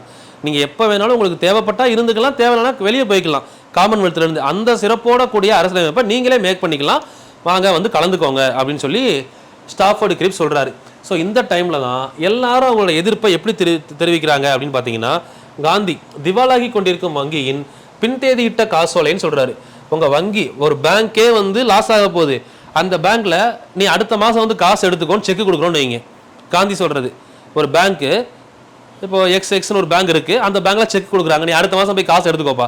ஆனால் நாளைக்கு அந்த பேங்கை க்ளோஸ் பண்ண போகிறாங்க, பேங்க்கே ஓடலை, பேங்க் க்ளோஸ் பண்ண போகிறாங்க. அடுத்த மாதம் உன்ட்ட செக் கொடுத்தா அந்த பேங்கை நம்பி நீ என்ன பண்ண போகிற? பேங்க்குக்கே எங்கள் உத்தரவாதம் இல்லையா, அவங்க நமக்கு செக் கொடுக்குறாங்களா அப்படின்னு சொல்லி காந்தி சொல்லியிருப்பார். திவாலாகி கொண்டிருக்கும் வங்கியின் பின்தேதியிட்ட காசோலை சொன்னவர் யார் அப்படின்னா காந்தி. ஸோ இதை கேட்டுட்டு மிகுந்த மன அழுத்தத்திற்கு உள்ளானேன் அப்படின்னு சொல்லி நேரு சொல்லியிருப்பார். நீங்கள் கொடுத்த விஷயம் எனக்கு ரொம்ப ஸ்ட்ரெஸ்ஸை கொடுத்துருச்சு அப்படின்னு சொல்லுவார். சொன்னவர் யார் அப்படின்னா நேரு. சரிங்களா? இதே டைமில் ஜின்னா, இது வந்து நீங்கள் இது பாகிஸ்தானை தனிநாடாக பிரிக்கலை, பாகிஸ்தானை இந்தியாவையும் சேர்த்து தான் நீங்கள் சொல்கிறீங்க, நான் கேட்குறது தனிநாடு, என்னால் வர முடியாதுன்னு சொல்லி ஜின்னா மறுத்துடுவார் முஸ்லீம் லீக். சரிங்களா? ஸோ இதெல்லாமே அவங்களுடைய கருத்துக்கள். ஸோ இதெல்லாம் அடிஷ்னல் கருத்து. Car with break without engine அப்படிங்கிறது ஒரு அடிஷ்னல் கருத்து. ஸோ இது வந்து பார்த்தீங்கன்னா முன்னாடியே சொல்லியிருப்பார் 2019 ஆக்டில், தன் குளிர்சாதன வசதியுடன் கூடிய ரயில் பெட்டியில் அடிமையாக இருப்பதை விட மாட்டு வண்டியில் சுதந்திரமாக இருப்பதே சிறந்தது. இதெல்லாம் அன்னி-பெசன்ட்டை வந்து 1917-18 அன்னி-பெசன்ட்டை கண்ட்ரோல் பண்ணி ஜெயிலில் கொண்டு போகிறப்போ அப்போ அன்னி-பெசன்ட் சொல்கிறது, நான் ஏசி ரயிலில் அடிமையாக பயணம் செய்கிறத விட மாட்டு வண்டியில் ஃப்ரீடமாக பயணம் பண்ணிட்டு போகிறேன் அப்படின்னு சொல்லுவாங்க. சொன்னது யார் அப்படின்னா அன்னி-பெசன்ட். ப்ரீவியஸ் இயர் கொஸ்டின் டிஎன்பிசியில் இது. ஸோ இப்போ அந்த லாஸ்ட்டாக சொன்ன அன்னி-பெசன்ட்டும் அதுக்கு முன்னாடி சொன்ன அந்த car with break without engine இந்த இன்சிடென்ட்டில் சொல்லப்பட்டதில்லை, முன்னாடி சொல்லப்பட்ட விஷயம். கூற்றுகள் யாருதுன்னு கேட்டால் தெரிஞ்சிருக்கணும், அதுக்காக இங்கே சொன்னேன். தென் 1944 சிஆர் திட்டம், ராஜாஜி திட்டம் கொண்டு வராங்க. 39-45 செகண்ட் வேர்ல்டு வார் முடிவுக்கு வருது. தென் 1945 வேவல் திட்டம், வைஸ்ராய் வேவல் தலைமையில் வேவல் திட்டம் வெளிவருது. தென் 1945-42 உங்களுக்கே தெரியும் வெள்ளையனே வெளியேறு இயக்கம், அது நடைபெற்றிருக்கும். 45 இதுக்கப்புறம் அப்படியே கிட்ட வந்துட்டோம், நம்ம அரசியலமைப்பு எழுத ஆரம்பிக்க போகிற ஸ்டேஜுக்கு வந்துட்டோம். ஸோ இதில் வந்து பார்த்தீங்கன்னா ஜூலை 10 இங்கிலாந்தில் எலெக்ஷன் நடக்குதுமா. இதுக்கப்புறம் கொஞ்சம் முக்கியப்பா, இது பாலிட்டி சம்மந்தப்பட்ட விஷயம். 1945 ஜூலை 10 இங்கிலாந்தில் எலெக்ஷன் நடக்குது. இங்கிலாந்து தேர்தல் நடைபெற்றது ஜூலை 10. ஜூலை 14 சிம்லா மாநாடு நடைபெற்றிருக்கும். இந்த தேர்தலில் வந்து கன்சர்வேட்டிவ் பார்ட்டியும் லிபரல் பார்ட்டி 2 பேரும் தான் போட்டிட்டு இருப்பாங்க. கன்சர்வேட்டிவ் பார்ட்டியை சேர்ந்தவர் யார் அப்படின்னு பார்த்தீங்கன்னா வின்சென்ட் சர்ச்சில். லேபர் பார்ட்டி தொழிலாளர் கட்சியை சேர்ந்தவர் யார் அப்படின்னு பார்த்தீங்கன்னா கிளமெண்ட் அட்லி. அப்போ இருந்த எஸ்ஓஎஸ் செயலர் யார் அப்படின்னா எமேரி அப்படிங்கிறவர் செயலர். அப்போ இருந்த அரசர் யார் அப்படின்னு பார்த்தீங்கன்னா 6ஆம் ஜார்ஜ். இவங்கெல்லாம் செகண்ட் வேர்ல்டு வார் நடக்கிறப்ப இருந்தவங்கப்பா. ஸோ அது முடிஞ்ச உடனே இந்த கன்சர்வேட்டிவ் பார்ட்டி தோல்வியுற்று லிபரல் பார்ட்டி ஆட்சியை பிடிக்கிறது. தொழிலாளர் கட்சியை சேர்ந்த கிளமெண்ட் அட்லி ஆட்சியை பிடிக்கிறாரு. சரிங்களா? மார்ச் 1946 மார்ச் 15 இந்திய அரசியலமைப்பை உருவாக்க ஒப்புதல் அளித்தார் கிளமெண்ட் அட்லி. சரிங்களா? அப்போதைய பிரதமராக இருந்த கிளமெண்ட் அட்லி ஒப்புதல் கொடுக்குறாரு. 1946 மார்ச் மாதம் 23/3/1946 சில புக்கில் 24ஆம் தேதியும் கொடுத்துருக்காங்க. அமைச்சரவை தூதுக்குழு கேபினட் மிஷன் என அழைக்கப்படக்கூடிய அமைச்சரவை தூதுக்குழு ஒன்று இந்தியாவிற்கு அனுப்பப்பட்டது. எதற்காக அப்படின்னா இந்தியாவிற்கான அரசியல் நிர்ணய சபையை உருவாக்க. To create constitution assembly, not a constitution. Constitution assembly is one of temporary constitution. அது வந்து ஒரு டெம்பரவரியா ஒரு அரசியல் அமைப்பை உருவாக்கக்கூடிய ஒரு பாராளுமன்றமாக செயல்படும். ஒரு கான்ஸ்டியூஷன் அசம்பிளி அப்படின்னா தமிழ்ல அரசியல் நிர்ணய சபை, அரசியல் அமைப்பை உருவாக்கக்கூடிய சபை, அதுதான் அரசியல் நிர்ணய சபைன்னு சொல்றோம். இந்த அரசியல் நிர்ணய சபையை உருவாக்குவதற்கான வரையறை, டெஃபனிஷன், எப்படி உருவாக்க போறோம், அதுல யார் யார் பார்ட்டிசிபேட் பண்ண போறாங்க, என்னென்ன கண்டிஷன்ஸ் இருக்கு, இதெல்லாம் நமக்கு வகுத்து கொடுத்தது யார் அப்படின்னு கேட்டீங்கன்னா பிரிட்டிஷ். வகுத்து கொடுத்த பிரிட்டிஷ் தான் வந்து அதை வகுத்து கொடுக்கறதுக்காக அனுப்பப்பட்டதான் அமைச்சரவை தூதுக்குழு. இதான் என்ன சொல்லுவோம்னா கேபினட் மிஷன் அப்படின்னு சொல்றோம். Cabinet mission. இந்த கேபினட் அப்படிங்கிறது யார் அப்படின்னா அவருடைய அட்லியுடைய கேபினெட்ல, அட்லி பாராளுமன்றத்தில் அவருக்கு கீழே இருந்த அமைச்சரவை தூதுக்குழு, அமைச்சர்கள் அடங்கிய தூதுக்குழுவை தான் அனுப்பிச்சு வச்சிருப்பாரு. ஸோ அதுல யார் யார் வந்தாங்கன்றது ப்ரீவியஸ் இயர் கொஸ்டின். அமைச்சரவை தூதுக்குழுல இருந்தவங்க யார் யாரு அப்படின்னு பார்த்தீங்கன்னா கேபினட் மிஷன் தலைவர் சர் பெதிக் லாரன்ஸ். இந்த கேபினட் மிஷன் வழிநடத்தி வந்தவர், கேபினட் மிஷனை வழிநடத்தி வந்தவர் யார் அப்படின்னு கேட்டீங்கன்னா sir Pethick Lawrence, AV Alexander, Stafford grips. இந்த 3 பேர் தான் முக்கியமானவங்க. இதில் ஹெட் யாருன்னு கேட்பாங்க, பெதிக் லாரன்ஸ். ஓகேவா? பெதிக் லாரன்ஸ் தலைமையில் அலெக்சாண்டர், ஸ்டாஃபோர்டு கிரிப்ஸ் கொண்டு ஒரு குழு வந்திருக்காங்க. இவங்க வந்து கேபினெட் திட்டத்தை வெளியிட்ட நாள் என்னன்னு பார்த்தீங்கன்னா மே 16, 1946. இவங்க வந்தது 23/3. சில புக்கில் 24 கொடுத்துருக்காங்க. பட் இவங்க திட்டத்தை வெளியிட்ட நாள் எப்போன்னு பார்த்தீங்கன்னா மே 16, 1946. மறுபடியும் மே 16. இதோட 4வது மே 16 வருதுமா, நோட் பண்ணிக்கோங்க. மே 16னா 16/5 1946 கேபினட் மிஷன் திட்டம் வெளியிடப்பட்டது. சரிங்களா? இதோட நோக்கம் என்ன? இந்த கேபினட் மிஷன் திட்டத்தோட நோக்கம் என்னன்னா, இந்தியாவிற்கு சுதந்திரம் வழங்குவது பற்றி பரிசீலனை செய்ய. ப்ரீவியஸ் இயர் கொஸ்டின்மா, நோக்கங்கள்ல வருமா? இந்தியாவிற்கு சுதந்திரம் வழங்குவது பற்றி பரிசீலனை செய்ய இடைக்கால அரசாங்கம் இன்டர்மிட் கவர்மெண்ட்டை கிரியேட் பண்றதுக்கு. 3வது அரசியல் நிர்ணய சபையை உருவாக்குவது, கான்ஸ்டியூஷன் அசம்பிளியை மேக் பண்றது. 3 விஷயம். சுதந்திரம் வழங்குவது பற்றி பரிசீலனை செய்ய, இடைக்கால அரசை உருவாக்க, மிட் டர்ம் கவர்மெண்ட், தென் அரசியல் நிர்ணய சபையை உருவாக்குதல். மொத்தம் 3 விஷயத்துக்காக இவங்க வந்திருக்காங்க அப்படின்னு சொல்றாங்க. தென் இடைக்கால அரசுக்கான தேர்தல் ஜூலை ஆகஸ்ட்ல நடைபெற போகுது அப்படின்னு சொல்றாங்க. இடைக்கால அரசு உருவாக்குவதற்கான தேர்தல் ஜூலை மாதம் ஆகஸ்ட் மாதம் நடைபெற போகுது. சரிங்களா? இதற்கான நிபந்தனைகள் என்னென்ன? முக்கியமான விஷயம். இதில் என்னென்ன அண்டர்லைன் பண்ணணும் அதை மட்டும் எழுதிக்கோங்க. தேர்தலில் என்ன நடக்க போகுதுன்னு சொல்றாங்க. 10 லட்சம் பேருக்கு ஒரு நபர். இதுதான் விகிதாச்சார பிரதிநிதித்துவம்னு சொல்லுவோம். 10 லட்சம் பேருக்கு ஒரு நபர். மொத்தம் பார்த்தீங்கன்னா அப்போ 389 பேரை செலக்ட் பண்ணுவாங்க. 389 × 10 லட்சம் அப்படின்னு பார்த்தீங்கன்னா கிட்டத்தட்ட பார்த்தீங்கன்னா 38,90,00,000 அப்படின்னு சொல்லப்பட்டது. சரிங்களா? ஆல்மோஸ்ட் பார்த்தீங்கன்னா 39 கோடி மக்கள் அப்போ இருந்தாங்க அப்படின்னு சொல்றாங்க. எந்த டைம்ல? இந்தியா பாகிஸ்தான் சேர்ந்து இருந்தப்போ 1946 இருந்த மக்கள் தொகையே பார்த்தீங்கன்னா 39 கோடி, நியர்பை 389 பேரை தேர்ந்தெடுத்திருப்பாங்க. 10 லட்சம் பேருக்கு ஒரு ஆள்னு சொல்லி கிட்டத்தட்ட 389 பேர் தேர்ந்தெடுக்கிறாங்க. ஒற்றை மாற்று விகிதாச்சாரம், சிங்கிள் டிரான்ஸ்ஃபரபிள் ஓட் அப்படின்னா by the way of preference. நம்ம பின்னாடி எலெக்ஷன்ஸ் பார்க்குறப்ப பார்ப்போம். எலெக்ஷன், குடியரசுத் தலைவர் எலெக்ஷன், வைஸ் பிரசிடென்ட் அதெல்லாம் பார்க்குறப்போ நம்ம பார்க்கலாம். ப்ரிஃபரன்ஸ் அடிப்படையில் ஃபர்ஸ்ட் ப்ரிஃபரன்ஸ் இவங்களுக்கு, 2வது ப்ரிஃபரன்ஸ் இவங்களுக்கு இப்படின்னு சொல்லி ஒற்றை மாற்று விகிதாச்சார பிரதிநிதித்துவ அடிப்படையில் தேர்ந்தெடுக்கப்பட்டது. 2வது பாயிண்ட். 3வது பாயிண்ட் பாருங்க. இடஒதுக்கீடு முஸ்லீம் 1, சீக்கியர் 2, மற்றபடி இந்த இந்து, பார்சி, பெண்கள், ஆங்கிலேயர்கள், ஆங்கிலோ இந்தியன்ஸ் இவங்க எல்லாத்தையும் சேர்த்து அதர்ஸ்ன்னு சொல்லிட்டாங்க. நல்லா புரிஞ்சுக்கணும். மற்றவங்களாம் எதுக்கு எழுதியிருக்கேன் அப்படின்னா அவங்க எல்லாமே எதுக்கில வந்தாங்க? அதர்ஸ், மற்றவை. இந்த மாதிரி 3 கேட்டகரியா ஒதுக்குறாங்க. இந்த டைமில் நடைபெற்ற தேர்தல் எப்படி நடந்துச்சு அப்படின்னு கேட்டிங்கன்னா மறைமுக தேர்தல், அதாவது இன்டைரக்ட் எலெக்ஷன். இவங்க டைரக்டா செலக்ட் பண்ணல, இன்டைரக்டா செலக்ட் பண்றாங்க. Indirect election. சரிங்களா? Indirect election. இதுல பார்த்தீங்கன்னா பகுதி அளவு தேர்தல். பகுதி மெம்பர்ஸ் என்ன பண்றாங்கன்னா எலெக்ஷன் மூலமா செலக்ட் பண்றாங்க. பாதி பேர் என்ன பண்றாங்க? நாமினேட் பண்றாங்க. இந்த நாமினேட் பண்றவங்க மேஜரா யார் இருப்பாங்கன்னா பிரின்ஸ்லி ஸ்டேட், மன்னராட்சி பகுதி இருக்குல்ல, அவங்கெல்லாம் நாமினேஷன். இந்த எலெக்ஷன்ல கொண்டு வந்தது யார் யாரை கொண்டு வருவாங்கன்னு பார்த்தீங்கன்னா ஒரு 292 பேர் 11 மாகாணத்துல இருந்தும், பிளஸ் ஒரு 4 பிரின்ஸ்லி ஸ்டேட் பகுதியில இருந்தும், 4 மொத்தம் பார்த்தீங்கன்னா 296 சீட்டு தான் எலெக்ஷனுக்கே எடுத்திருப்பாங்க. 389ல் 93 சீட் நமக்கு என்னதான் அப்படின்னு பார்த்தீங்கன்னா நாமினேஷன் தான். ஏன்னா அதில் மொத்தம் 565 மன்னராட்சி பகுதிகள் வரும். அந்த 565ல் 93 பேர் என்ன பண்ணுறாங்க? நாமினேட் பண்ணுறாங்க. சரியா? ஸோ வரி செலுத்துபவர்களுக்கு மட்டும் ஓட்டுரிமை அளிக்கப்பட்டது. ஸோ அப்போ இருந்தது என்னது? லிமிடெட் ஃப்ரான்சைஸ் அப்போ இருந்தது. ஓகேங்களா? தென் மக்கள் தொகை. ஸோ இதை நான் இப்போ சொன்ன கான்செப்ட் தான் கீழே கொடுத்துருப்பேன். இது புரியுதான்னு பாருங்கள். இதில் நமக்கு ரொம்ப முக்கியமான டேட்டாஸ் நிறையா இருக்குது. இதை கரெக்டாக எழுதிக்கோங்க. இதில் கொஸ்டின் இருக்குது. இப்போ நான் காமிக்கிற ஷோ பண்ணுற இடத்துல ஒன்று பார்த்தீங்கன்னா அந்த டைமில் மக்கள் தொகை எவ்வளோ அப்படின்னு கேட்டாங்கன்னா கிட்டத்தட்ட 38.9 கோடி. மொத்த சீட் எவ்வளோன்னு கேட்டாங்கன்னா 389 சீட்டு. சரிங்களா? இந்த 389 பேரில் 15 பெண்கள். 389 பேரில் 15 பெண்கள். மதராஸ் மாகாணத்திலிருந்து பங்கேற்றவங்க யார் அப்படின்னு கேட்டாங்கன்னா 40 பேர். தமிழ்நாட்டிலிருந்து காளியண்ணன் அப்படிங்கிற ஒரு பேர் குறிப்பிடப்பட்டிருக்கு. சரிங்களா?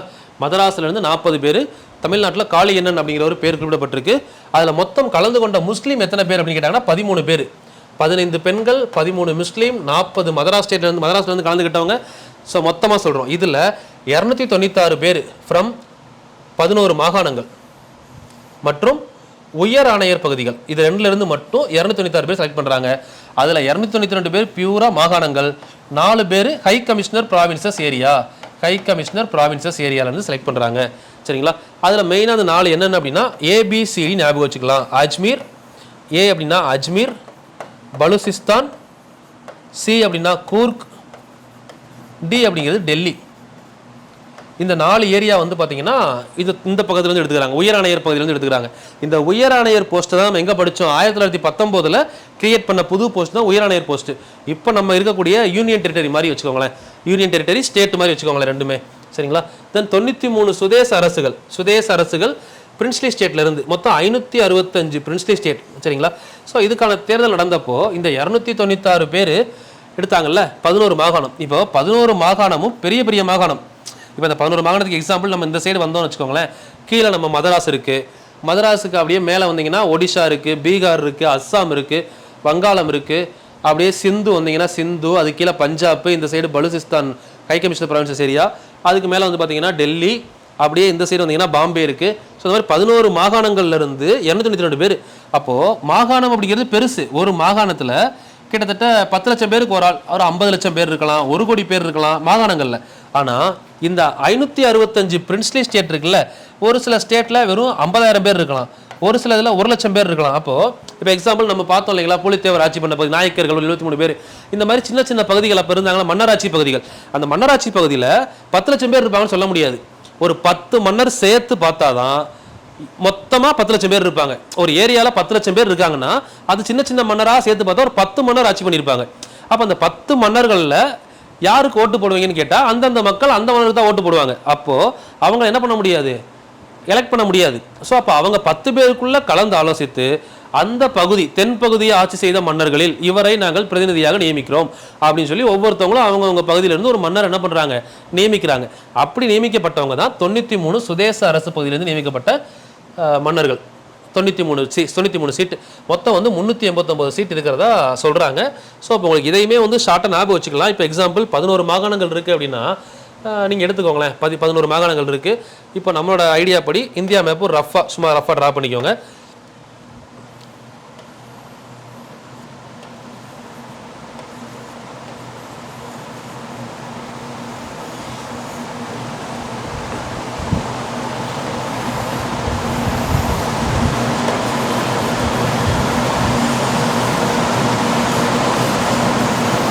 சும்மா ரஃபாக ட்ரா பண்ணிவிட்டு இப்போ இதில் நமக்கு தேவையான விஷயம் என்ன அப்படின்னு பார்த்தீங்கன்னா 11 மாகாணங்கள் பிரித்தாங்கல்ல. ஃபஸ்ட்டு இந்த ஏரியா எடுத்தீங்க அப்படின்னா மதராஸ் முக்கியமான ஏரியா. அப்படியே இங்கே சென்டருக்கு வந்தீங்கன்னு வைங்களேன், இந்த ஏரியா ஆல்மோஸ்ட் வந்து எக்ஸ்டெண்ட் ஆகிருக்கும். இப்படி எக்ஸ்டெண்ட் ஆகி வந்திருக்கும். நம்ம இந்த ஏரியாவுக்கு வந்தோன்னு வைங்க,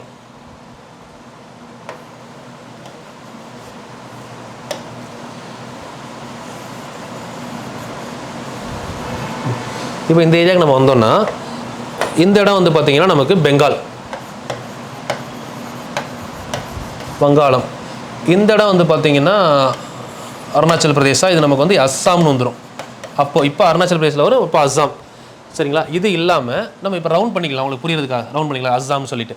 ஸோ இதுக்கு கீழே இங்கே வந்தீங்க அப்படின்னா இந்த ஏரியா நமக்கு தெரியும், பாம்பே.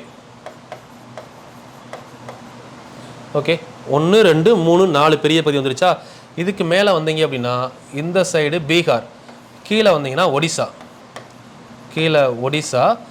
மேலே பீகார், பின்னாடி வந்து பார்த்தீங்கன்னா அப்படியே மேலே வரும்போது இந்த இடத்துல நமக்கு என்ன வந்துடும், டெல்லி வந்து நமக்கு ஹை கமிஷனர் ஏரியா, சின்ன பாக்ஸாக போட்டுக்கலாம், சரிங்களா.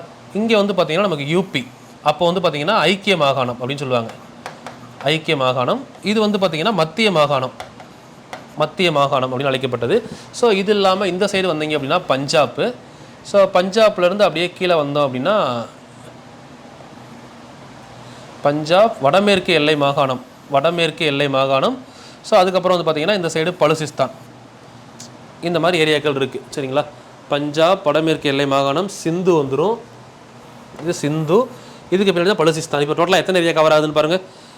மொத்தம் 11 மாகாணங்கள் இருந்ததில்ல, 1 இங்கேருந்து எடுத்துக்கலாம், 1 2 பெங்கால், 3 பாம்பே எடுத்துக்கணும்னு வைங்க, 4 இங்கே அஸ்ஸாம் வச்சுக்கோங்க, 5 ஒடிசா, 6 பீகார், 7 மத்திய மாகாணம், 8 ஐக்கிய மாகாணம், 9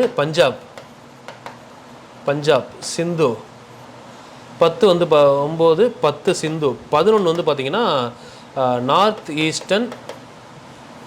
வெஸ்டர்ன், அதாவது வடமேற்கு எல்லை மாகாணம், தமிழில் சொல்லணும்னா வடமேற்கு எல்லை மாகாணம் அப்படின்னு சொல்லி அழைக்கப்படக்கூடியது. மொத்தம் வந்து 11 ப்ராவின்சஸ் இதாம்மா. இதை அப்படியே லைட்டாக ட்ரா பண்ணி வச்சிட்டிங்கன்னா உங்களுக்கு படிக்கும்போது மறக்காது. 11 ப்ராவின்சஸ் மொத்தம் இருந்துச்சுன்னு சொல்கிறோம்ல, அந்த 11 ப்ராவின்சஸ் இங்கே தான் காணப்பட்டது. சும்மா ரஃப் ட்ராப் தான். இப்போ நான் வந்து இதை ஃபுல்லாக உங்களை வந்து எக்ஸாக்டாக ட்ரா பண்ண சொல்லலை, நான் எப்படி ரஃபாக ட்ரா பண்ணேன் ஒரு 2 மினிட்ஸ் ஆச்சா, அவ்வளோதான். நமக்கு தேவையான விஷயங்கள், தேவையான இடத்த மட்டும் நீங்கள் மார்க் பண்ணி வச்சுக்கோங்க. ஏன்னா இது நமக்கு பின்னாடி நமக்கு ஜாகிரஃபியும் நான் உங்களுக்கு ஃபுல்லாகவே முடிக்க போகிறேன் இதுக்கப்புறம். அப்போ ஜாகிரஃபி எடுக்கிறப்போ மேப் வரையும் போது நம்ம டக்கு டக்குன்னு வேகமாக வரைகிற மாதிரி இருக்கும். சரிங்களா? இப்போதைக்கு ட்ரா பண்ணிக்கோங்க. ஜாகிரஃபி இன்னும் நிறையா மேப் கிளாஸ்லாம் உங்களுக்கு உள்ளே கொண்டு வந்துடுறேன். சரிங்களா? இந்த மாதிரி போட்டுக்கோங்க. ஃபஸ்ட்டு இதை முடிச்சுட்டு இப்போ இதில் வந்து பார்த்தீங்கன்னா எக்ஸ்ட்ரா பாயிண்டாக நம்ம எதை கொண்டு வர போகிறோம் அப்படின்னா, இப்போ 4 ஹை கமிஷனர் ஏரியா பார்த்தோம் இல்லைங்களா, அந்த 4 ஏரியா. ஒன்று வந்து பார்த்தீங்கன்னா இங்கே டெல்லி வச்சுக்கலாம். ஒன்று டெல்லி, பெரிய டேட்டா வச்சுருவோம் டெல்லி. டெல்லிக்கு அப்புறம் வந்து பார்த்தீங்க அப்படின்னா ஏபிசிடி அஜ்மீர். இங்கே வந்து பார்த்தீங்கன்னா பலுசிஸ்தான் பின்னாடி வந்துடும். டெல்லி, அஜ்மீர், பலுசிஸ்தான் இந்த மாதிரி ஞாபகம் வச்சுக்கோங்க சார். இங்கே வந்து பார்த்தீங்கன்னா கூர்க், டெல்லி, அஜ்மீர், பலுசிஸ்தான், கூர்க். ஸோ இதுதான் வந்து பார்த்தீங்கன்னா அந்த டைமில் இருந்த 11 மாகாணங்கள் மற்றும்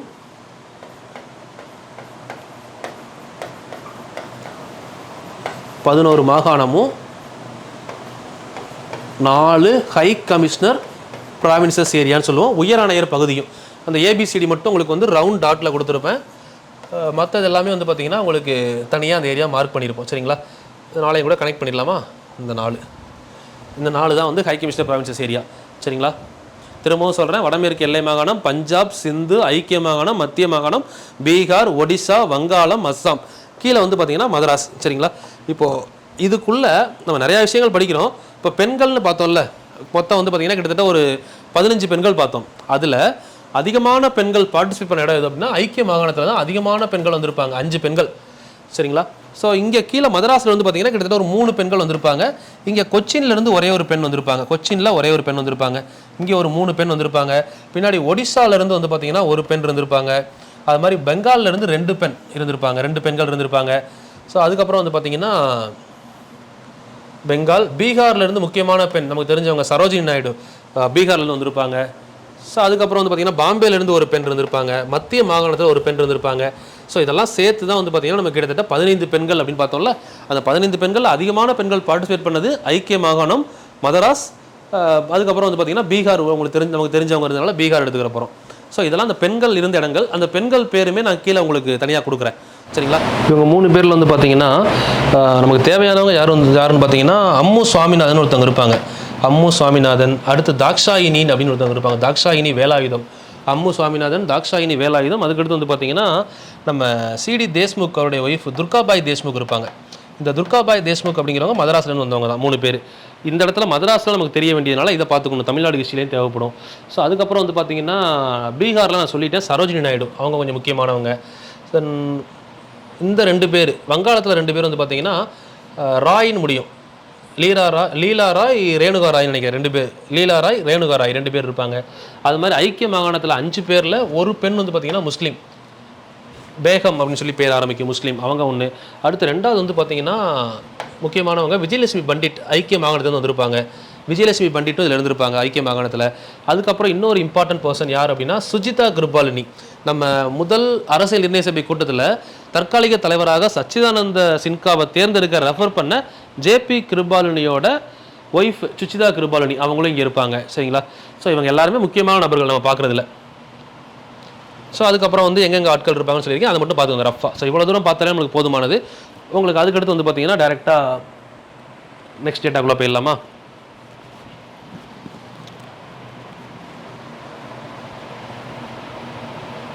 தேர்தல் நிலவரம் இப்போ மொத்தம் வந்து பார்த்தீங்கன்னா நல்லா புரிஞ்சுக்கணும். 389 பேர் இருக்காங்க. இதில் எலெக்ஷன் நடக்க போகிறதுன்னு பார்த்தீங்கன்னா 296 பேருக்கு தான். இவங்களுக்கு எலெக்ஷன் இல்லை. பிகாஸ் இவங்கெல்லாம் என்னது, they are selected by nomination, they are selected by election. இவங்களாம் எலெக்ஷனில் செலக்ட் பண்ணுறாங்க, இவங்க நாமினேஷனில் செலக்ட் பண்ணுறாங்க. 565 பிரின்சி ஸ்டேட்டில் இருந்து 93 பேரை மட்டும் தான் செலக்ட் பண்ணுறாங்க. சரிங்களா? ஓகே. அடுத்து தேர்தல் நிலவரம். ஐஎன்சி தேர்தல் முடிஞ்சிருச்சு. இந்திய தேசிய காங்கிரஸில் இருந்து 208 சீட்டு, 208 சீட் ஐஎன்சி ஜெயிச்சிருக்காங்க. முஸ்லீம் லீக் 73 சீட்டு ஜெயிச்சிருக்காங்க. மற்றவங்க 15 சீட் ஜெயிச்சிருக்காங்க இந்த 296. இந்த 296 நடந்த எலெக்ஷனில் 298 சீட்டை ஜெயிச்சு ஆட்சி அமைக்க போகிறது யார் அப்படின்னு கேட்டிங்கன்னா இந்திய தேசிய காங்கிரஸ் ஐஎன்சி அரசியல் நிர்ணய சபையை உருவாக்கிட்டாங்க. ஸோ இதில் தான் வந்து பார்த்தீங்கன்னா முதல் இடைக்கால அரசு தோற்றுவிக்க போகிறாங்க. இடைக்காலத்துக்கான நடைபெற்ற தேர்தல் தான். ஸோ இதில் தலைவர் யார் அப்படின்னு பார்த்தீங்கன்னா அப்போ இருந்த வைசிராய். ஸோ இதோடைய பிரதமர் யார் அப்படின்னு பார்த்தீங்கன்னா ஜவஹர்லால் நேரு தலைமையிலான அரசாங்கம். ஜவஹர்லால் நேருவை தலைவராக வச்சு 29 செப்டம்பர் 2 1946 இடைக்கால அரசு தோற்றுவிக்கப்பட்டது. காந்தி, ஜின்னா இருவரும் இந்த தேர்தலில் கலந்து கொள்ளவில்லை. அரசியல் நிர்ணய சபைக்காக நடந்த தேர்தலில் காந்தியும் ஜின்னாவும் கலந்துக்கல. முக்கியமான விஷயம். ஆகஸ்ட் 16 1946 சரிங்களா. இப்போ நமக்கு சுதந்திரமானது ஆகஸ்ட் 15. இந்த தேர்தல் முடிஞ்ச ஆகஸ்ட் 16 1946 ஜின்னா நேரடி நடவடிக்கை நாளாக அறிவித்தார். டைரக்ட் ஆக்ஷன் டே அப்படின்னு சொல்லி ஜின்னா அறிவிச்ச நாள் ஆகஸ்ட் 16 1946. நம்ம சுதந்திரம் வாங்கினது ஆகஸ்ட் 15 1947. கரெக்டாக ஒரு வருஷம் முன்னாடி ஒரு நாள் பின்னாடி ஞாபகம் வச்சுக்கோங்க. டைரக்ட் ஆக்ஷன் டே ப்ரீவியஸ் இயர்ல கேட்டிருக்காங்க. இடைக்கால அரசு தோற்றுவிக்கப்பட்டது செப்டம்பர் 2 1946. இதில் பிரதமராக பொறுப்பேற்றவர் யார் அப்படின்னு பார்த்தீங்கன்னா ஜவஹர்லால் நேரு. ஸோ இந்த டைமில் வந்து யார் என்னென்ன அமைச்சர்களாக இருந்தாங்கன்ற டேட்டாவும் கொடுத்துருக்கேன். ஒரு 14 அமைச்சர்கள் கொஞ்சம் பார்த்துக்கோங்க சரிங்களா. 14 அமைச்சர்கள் இருக்காங்க. இவங்க யார் என்னென்ன அமைச்சர்கள் அப்படின்னு பார்த்துக்கோங்க. நேரு வெளியுறவுத்துறை அமைச்சர் மற்றும் காமன்வெல்த் உறவுகளுக்கு. தென் சர்தார் வல்லபாய் படேல் உள்துறை மற்றும் தகவல் மற்றும் ஒளிபரப்பு. தென் டாக்டர் ராஜேந்திர பிரசாத் உணவு மற்றும் வேளாண் துறை. டாக்டர் ஜான் மாத்தாய் தொழில்துறை பொது விநியோகம். தென் ஜக்கீவன் ராம் தொழிலாளர் துறை. சர்தார் பல்தேவ் சிங் பாதுகாப்புத்துறை. CH பாபா சுரங்கம் மற்றும் ஆற்றல் துறை. லியாகத் அலிகான் நிதித்துறை. அப்துல் ராப் நிஸ்கார் தபால் வான்வழி போக்குவரத்து. தென் ஆசப் அலி ரயில்வே மற்றும் போக்குவரத்து துறை. ப்ரீவியஸ் இயர் கொஸ்டின் ஆசப் அலி. தென் C ராஜகோபாலாச்சாரியார் கல்வி மற்றும் கலை. I சுந்தரிக்கர் வர்த்தகத்துறை. தென் கஸ்னாஃபர் அலிகான் சுகாதாரத்துறை. தென் ஜோகிந்தர் நாத் மண்டல் சட்டத்துறை. ஸோ இவங்கள் தலைமையில தான் துறைகள் பிரிக்கப்பட்டிருக்கும். முக்கியமான துறைகள் யார்கிட்ட கொடுக்கப்பட்டது இடைக்கால அரசில் சரிங்களா. இதை பார்த்துக்கோங்க. இது துறைகள் ஒப்படைக்கப்பட்ட துறைகள். தென் இதை தொடர்ந்து அரசியல் நிர்ணய சபை கிரியேட் ஆகுதுமா. இதுதான் முக்கியமான விஷயம். அரசியல் நிர்ணய சபை. ஏன்னா இந்த அரசியல் நிர்ணய சபை தான் 1 by 1 மீட்டிங் கொண்டு வந்து கடைசி அரசியலமைப்பை உருவாக்க போறாங்க. இந்த அரசியல் நிர்ணய சபை டிசம்பர் 6 1946 தோற்றுவிக்கப்பட்டது. நிறைய புக்ல இந்த டேட்டா இல்லை. ஏன்னா முதல் கூட்டத்தை தான் தொடங்கப்பட்ட நாளாக நிறைய புக்ல எடுத்துக்கிறாங்க. 9/12/1946 முதல் கூட்டம் நடைபெற்றது. First meeting first session. கலந்துக்கிட்டவங்க 211 பேர் கலந்துக்கிட்டாங்க. 211 மெம்பர்ஸ் கலந்து கொண்டனர். தென் கருப்பொருள் தற்காலிக தலைவரை தேர்ந்தெடுத்தல் சரிங்களா. இது யாரை பார்த்து ஃபாலோ பண்றாங்கன்னு கேட்டீங்கன்னா பிரெஞ்சு முறையை பார்த்து ஃபாலோ பண்றாங்க. ஓல்டர் பர்சனை வந்து தலைவராக தேர்ந்தெடுக்கிறது சரிங்களா. மூத்த தலைவர். ஸோ அதுல வந்து தலைவராக தேர்ந்தெடுக்கப்பட்டவர் யார் அப்படின்னு பார்த்தீங்கன்னா சச்சிதானந்த சின்ஹா சரிங்களா. இவர் சச்சிதானந்த சின்ஹா. அது மாதிரி 1909 வைஸ்ராய் நிர்வாக குழுவில் தேர்ந்தெடுக்கப்பட்ட முதல் இந்தியர்னு கேட்டீங்கன்னா அவர் SP சின்ஹா. சத்யேந்திர பிரசாத் சின்ஹா 2 பேரையும் கன்ஃபியூஸ் பண்ணக்கூடாது சரிங்களா. இவர் 1946 டிசம்பர் 9 முதல் கூட்டத்தில் தற்காலிக தலைவராக தேர்ந்தெடுக்கப்பட்டார். இவரை பரிந்துரை செய்தது யார் அப்படின்னு பார்த்தீங்கன்னா JP கிருபாலினி. இவருடைய ஒய்ஃப் தான் நம்ம பார்த்தோம். ஐக்கிய மாகாணத்தில் இருந்த ஒரு உறுப்பினராக சுச்சிதா கிருபாலினி இவருடைய ஒய்ஃப் அது சரிங்களா. JP கிருபாலினி. தென் 10/2/1946 சச்சிதானந்த சின்ஹா இறப்பு. நியமிக்கப்பட்டது எப்போ 9 கரெக்டாக அடுத்த நாள் சச்சிதானந்த சின்ஹா இறந்துட்டாரு. தென் 11/12/1946 அடுத்த நாள் மறுபடியும் தலைவரை நிர்ணயிக்கிறாங்க. புதிய தலைவர் நிரந்தர தலைவர். தற்காலிக தலைவர் அப்படின்னு கேட்டாங்கன்னா யாரு சச்சிதானந்த சின்ஹா. நிரந்தர தலைவர் அப்படின்னு கேட்டாங்கன்னா முதல் நிரந்தர தலைவர் அப்படின்னு கேட்டா நம்ம எடுக்க வேண்டிய ஆள் யார் அப்படின்னு கேட்டீங்கன்னா டாக்டர் ராஜேந்திர பிரசாத் முதல் தலைவராக தேர்ந்தெடுக்கப்பட்டார். துணை தலைவராக HC முகர்ஜி மற்றும் VT கிருஷ்ணமாச்சாரி. HC முகர்ஜி 25/1/1947 வரை கண்டினியூ பண்றாரு. தென் 16/7/1947 வரை யாரு கண்டினியூ பண்றாங்க அப்படின்னு பார்த்தீங்கன்னா VT கிருஷ்ணமாச்சாரி. 1946 இருந்து 1வது மாதம் 47 வரை HC முகர்ஜி. திரும்ப 16/7/1947 வரை யார் இருக்காங்க அப்படின்னு பார்த்தீங்கன்னா VT கிருஷ்ணமாச்சாரி. தென் சட்ட ஆலோசகர் BN ராவ் பனகல் நரசிங்க ராவ் அப்படின்னு சொல்லுவாங்க. செயலாளர் HVR ஐயங்கார். சின்னமாக கருதப்பட்டது யானை. தற்போதைய பாரம்பரிய சின்னம் யானை 2010 அனுசரிக்கப்பட்டது. பட் அப்போதைய அரசியல் நிர்ணய சபை கான்ஸ்டியூஷன் அசம்பிளியோட சிம்பிள் என்னன்னு கேட்டீங்கன்னா யானை சரிங்களா. பின்னாடி மறுபடியும் இந்த டேட்டா எல்லாம் பின்னாடி மறுபடியும் வரும் அரசியல் நிர்ணய சபை முடிகிறப்போ. தென் 13/12 வரிசையா பார்த்துட்டே வாங்க. 9ஆம் தேதி 10ஆம் தேதி 11ஆம் தேதி 12ஆம் தேதி ரெஸ்ட் விட்டுருங்க. 13ஆம் தேதி வந்து பார்த்தீங்கன்னா 13/12/1946 குறிக்கோள் தீர்மானம் proceeded by Jawaharlal Nehru. Absolute resolution was proposed by Jawaharlal Nehru. என்ன சொல்றாங்கன்னா குறிக்கோள் தீர்மானம் ஜவஹர்லால் நேருவால் அறிமுகப்படுத்தப்பட்டது. ஜவஹர்லால் நேரு முதல் குறிக்கோள் தீர்மானம் அப்படிங்கிற ஒன்று சொல்றாரு. இந்த குறிக்கோள் தீர்மானம்னா என்ன, அப்ஜெக்டிவ் ரெசல்யூஷன்னா என்ன அப்படின்னா, நம்ம உருவாக்க போகிற அரசாங்கத்தில் மக்களுக்கு என்னென்ன உரிமைகள் கொடுக்க போகிறோம், அதே டைமில் அரசாங்கம் எந்தெந்த மக்களுக்கு என்னென்ன செய்யறதுக்கு கடமைப்பட்டிருக்கு அப்படின்ற விஷயங்களை உள்ளடக்கியதான் குறிக்கோள் தீர்மானம். இதை முகப்புரையில் நம்ம இன்னும் தெளிவாக பார்க்கலாம். சரிங்களா? இப்போ ஒரு அரசாங்கம் மக்களுக்கு எதெல்லாம் கொடுக்கணும், அதே டைமில் மக்கள் அரசாங்கத்துக்கு என்னெல்லாம் பண்ணணும், இந்த மக்களுக்கும் அரசாங்கத்துக்கும் உள்ள தொடர்பை மற்ற நாடுகளோடு ஒப்பிட்டு எந்தெந்த சிறப்பம்சம்லாம் நம்ம கொடுத்துருக்கோம் அப்படின்னு சொல்லக்கூடிய விஷயம் தான் குறிக்கோள் தீர்மானம். இதை இன்னும் சிம்பிளாக சொன்னோம்னா, ஒரு நோக்கம் நம்ம அரசியலமைப்பு உருவாக்கப்படுவதன் நோக்கம் என்ன அப்படிங்கிறது சொல்லப்பட்டிருக்கதான் குறிக்கோள் தீர்மானம். இப்படி ஒன்று வேணும் அப்படின்னு சொல்றவர் யாருன்னா ஜவஹர்லால் நேரு. ஃபர்ஸ்ட் சொன்னது 13/12 டிசம்பர் 13 1946. இவர் சொன்ன விஷயத்த ஜனவரி 22 1947 நல்லா புரிஞ்சுக்கணும், 22/1/1947 அரசியல் நிர்ணய சபை ஏற்றுக்கொண்டது. அரசியல் நிர்ணய சபையால் குறிக்கோள் தீர்மானம் ஏற்றுக்கொள்ளப்பட்டது, கொண்டு வரப்பட்டது 13, ஏற்றுக்கொள்ளப்பட்டது 22/1 டிசம்பர் 13 ஜனவரி 1 1947 ஏற்றுக்கொள்ளப்பட்டது. அடுத்த வருஷம் நல்லா பார்த்துக்கோங்க. So modified version of preamble அப்படின்னு சொல்லுவாங்க. இது முகப்புரை இதோட மாறுபட்ட வடிவம் தான் இப்போ சொல்லக்கூடிய முகவுரை அப்படின்னு சொல்லப்படுது. சரிங்களா? தென் 20/2/1947 பிப்ரவரி 20 பிரதமர் கிளமண்ட் அட்லி பிரிட்டிஷ் அதிகாரம் ஜூன் 30 1948 செயலிழக்கும் என அறிவித்தார்.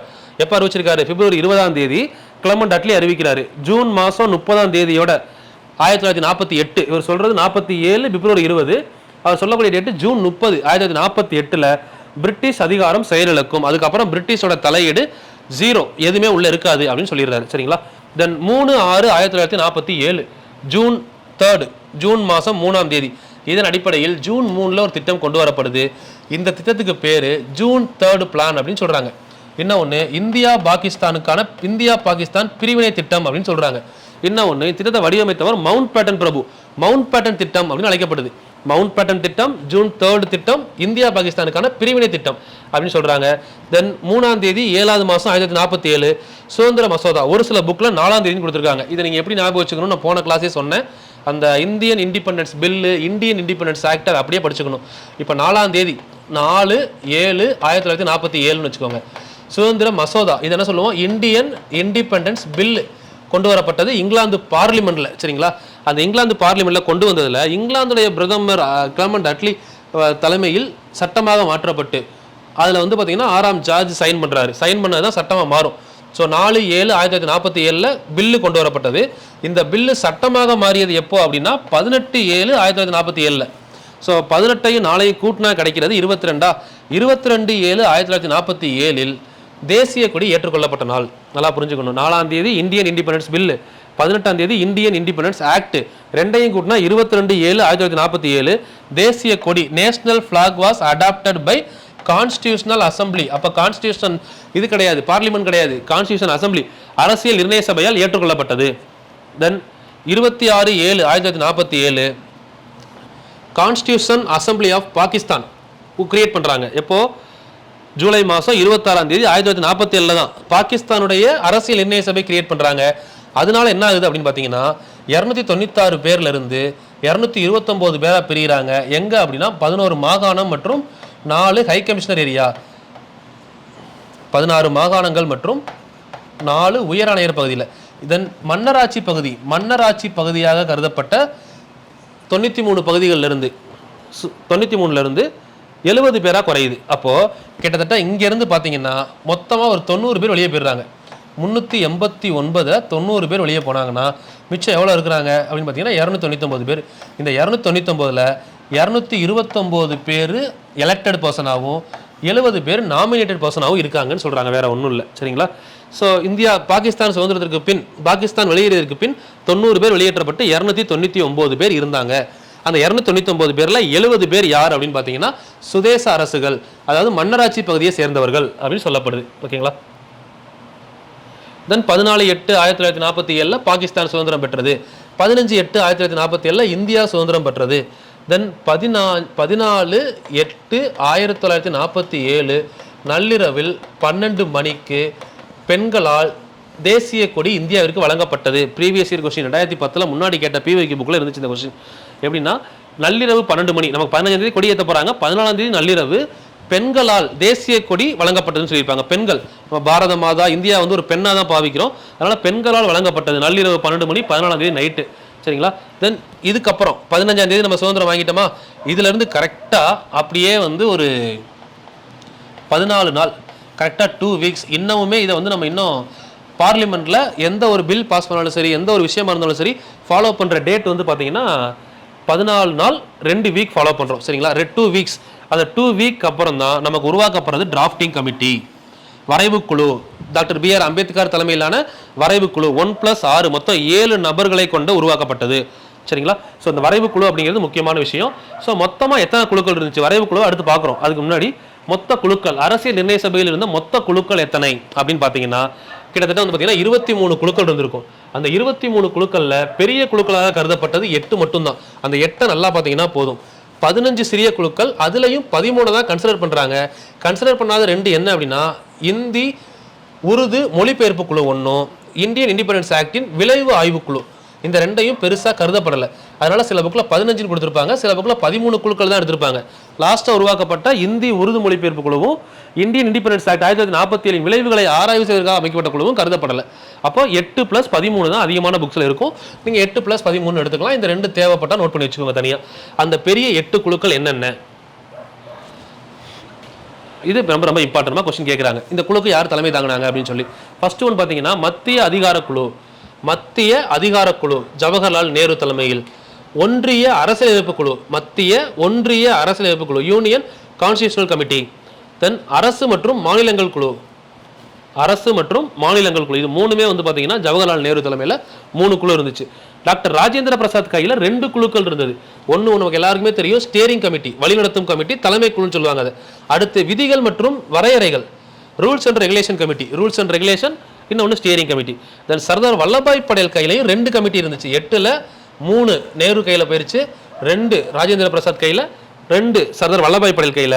ஒன்று வந்து பார்த்தீங்கன்னா மாகாண அரசியலமைப்பு குழு, இன்னொன்று அடிப்படை உரிமை மற்றும் சிறுபான்மையினருக்கான வழிகாட்டும் குழு. அடிப்படை உரிமை ஃபண்டமெண்டல் ரைட்ஸ் மற்றும் மைனாரிட்டி இண்டிகேட்டிவ் கமிட்டி, மைனாரிட்டிக்கான வழிகாட்டும் கமிட்டி. ஸோ இது 2 மட்டும் சர்தார் வல்லபாய் படேல் கையில் இருந்துச்சு 2 குழு. வரைவு குழு லாஸ்டா பி.ஆர். அம்பேத்கர். இந்த 8 பெரிய குழுவில் 3 குழுவை கையில் எடுத்துக்கிட்டவர் ஜவஹர்லால் நேரு. 2 குழு யாரு கையில் கேட்டீங்கன்னா யாரு கையில் இருந்துச்சு? 2 குழு ராஜேந்திர பிரசாத், ஏன்னா அவர் தான் அப்போ என்னவா இருப்பார், பிரசிடென்ட், முதல் பிரசிடென்ட் அவர் தான். அதுக்கு அடுத்தது சர்தார் வல்லபாய் படேல். சர்தார் வல்லபாய் படேல் பொறுத்தவரை 2 அடிப்படை உரிமை ஒரு வார்த்தை படிச்சுக்கோங்க, மாகாண அரசியலமைப்பு குழு 2 வார்த்தை படிச்சுக்கோங்க. தென் லாஸ்டா வரைவு குழு. நீங்க நேருவை நீங்க ஞாபகம் வைக்கலாம் கூட, மற்ற 5 ஞாபகம் வச்சா போதும். மாகாண அரசியலமைப்பு, அடிப்படை உரிமை வல்லபாய் படேல். ராஜேந்திர பிரசாத்ல வழிநடத்தும் குழு ஸ்டியரிங் கமிட்டி, இன்னொன்று ரூல்ஸ் அண்ட் ரெகுலேஷன் கமிட்டி. அவ்வளவுதான். டிராஃப்டிங் கமிட்டி நமக்கு தெரியும், டாக்டர் பி.ஆர். அம்பேத்கர் தலைமையில், சரிங்களா. இப்போ அடுத்து நம்ம பார்க்க வேண்டியது டிராஃப்டிங் கமிட்டி.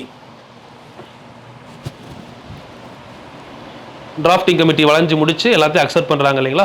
ஸோ அது வரைக்கும் போனோம்னா அப்படியே நமக்கு அரைஞ்சு முடிச்சு அக்செப்ட் பண்ணுறது. அக்செப்ட் பண்ணி முடிக்கும் போது மொத்தம் எத்தனை குழுக்கள், எத்தனை பகுதி இருந்தது, எத்தனை அட்டவணை இருந்தது பார்த்துட்டு ஸோ அடுத்து அப்படியே பிஒய்க்கு கம்ப்ளீட் பண்ணணும். ஸோ இதோட நம்ம கிளாஸ் நம்பர் 4 வந்து கம்ப்ளீட் பண்ணிக்கலாம். ஏன்னா அடுத்து நம்ம பார்க்கக்கூடிய டிராஃப்டிங் கமிட்டி இது வரைக்கும் ஃபுல்லாக ஸ்டோரி முடிச்சிட்டோம். ஏன்னா இது கொஞ்சம் இம்பார்ட்டன்ட் ஏரியா. ஒரு கொஸ்டின் கண்டிப்பாக கேட்பாங்க, டிராஃப்டிங் கமிட்டினா என்ன, டிராஃப்டிங் கமிட்டியில் யார் யார் இருந்தாங்க, அதில் யாருக்கு பதிலாக யார் மாற்றப்பட்டாங்க, இறுதியான வரைவு எப்பொழுது வெளியிடப்பட்டது, எத்தனை முறை வாசிச்சாங்க, எப்போ ஏற்றுக்கொள்ளப்பட்டது, நடைமுறைப்படுத்தப்பட்டது, தென் சுதந்திரத்துக்கு முன்னாடி எத்தனை மீட்டிங், சுதந்திரத்துக்கு பின்னாடி எத்தனை மீட்டிங், எத்தனை திருத்தம் பண்ணாங்க, எவ்வளோ செலவு பண்ணாங்க, எல்லா டீட்டெயிலும் இருக்கும். இதை முடிச்சு எப்போ ஏற்றுக்கிட்டாங்க, ஏற்றுக்கிடும் போது எத்தனை ஆர்டிக்கல் எடுத்துக்கிட்டாங்க. ஸோ இதை ஃபுல்லாக முடித்தோம்னா நமக்கு ஒரு பார்ட் முடியுது. ஸோ இதை முடிச்சுட்டு பிஒய்க்கு இப்போ மொத்தம் 3 செஷன் போட்டிருப்போம், இன்ட்ரோவோட சேர்த்து 4வது செஷன். இப்போ 5வது செஷனில் வித் பிஒய்க்கு வந்துடும். ஃபர்ஸ்ட் 3 ஒரு செஷன் இன்ட்ரோ, அதை விட்டுருங்க. மற்ற 3 கிளாஸில் படித்த விஷயத்தை நல்லா கோத்ரூ பண்ணிட்டீங்கன்னா அடுத்த கிளாஸ் இந்த டிராஃப்டிங் கமிட்டி மட்டும் பெண்டிங். இதை முடிச்சுட்டு நம்ம நேரம் எங்கே போயிட போகிறோம் அப்படின்னா ப்ரீவியஸ் இயர் கொஸ்டின் ஒரு 20லிருந்து 30 அதிகபட்சம் 50க்குள்ள தான் இருக்கும், சரிங்களா. பிஒய்க்கு எடுக்க போகிறோம். இம்பார்ட்டண்ட்டாக லாஸ்ட் ஒரு 5-6 இயரில் கேட்டது, அதுக்கான ஆன்சரை நான் சொல்கிறதுக்கு முன்னாடியே நீங்கள் ஆன்சர் பண்ணணும்னா இது வரைக்கும் நம்ம நடத்துனதை பார்த்துட்டு வந்துருங்க, சரிங்களா. ஸோ இந்த ஃபைல் எல்லாமே வந்து பார்த்தீங்கன்னா நம்ம டெலகிராமில் பாலிட்டி 1, 2, 3 கிளாஸ் ஃபைல் அப்படின்னு சொல்லி போட்டிருக்கேன். தங்கமுத்து IPS அகாடமி அப்படின்னு டெலகிராம் சேனலில் இந்த எடுத்துக்கோங்க. ஃபாலோ பண்ணாதவங்க ஃபாலோ பண்ணிக்கோங்க. ரெகுலராக ஃபைல்ஸ் நிறையா வரும்.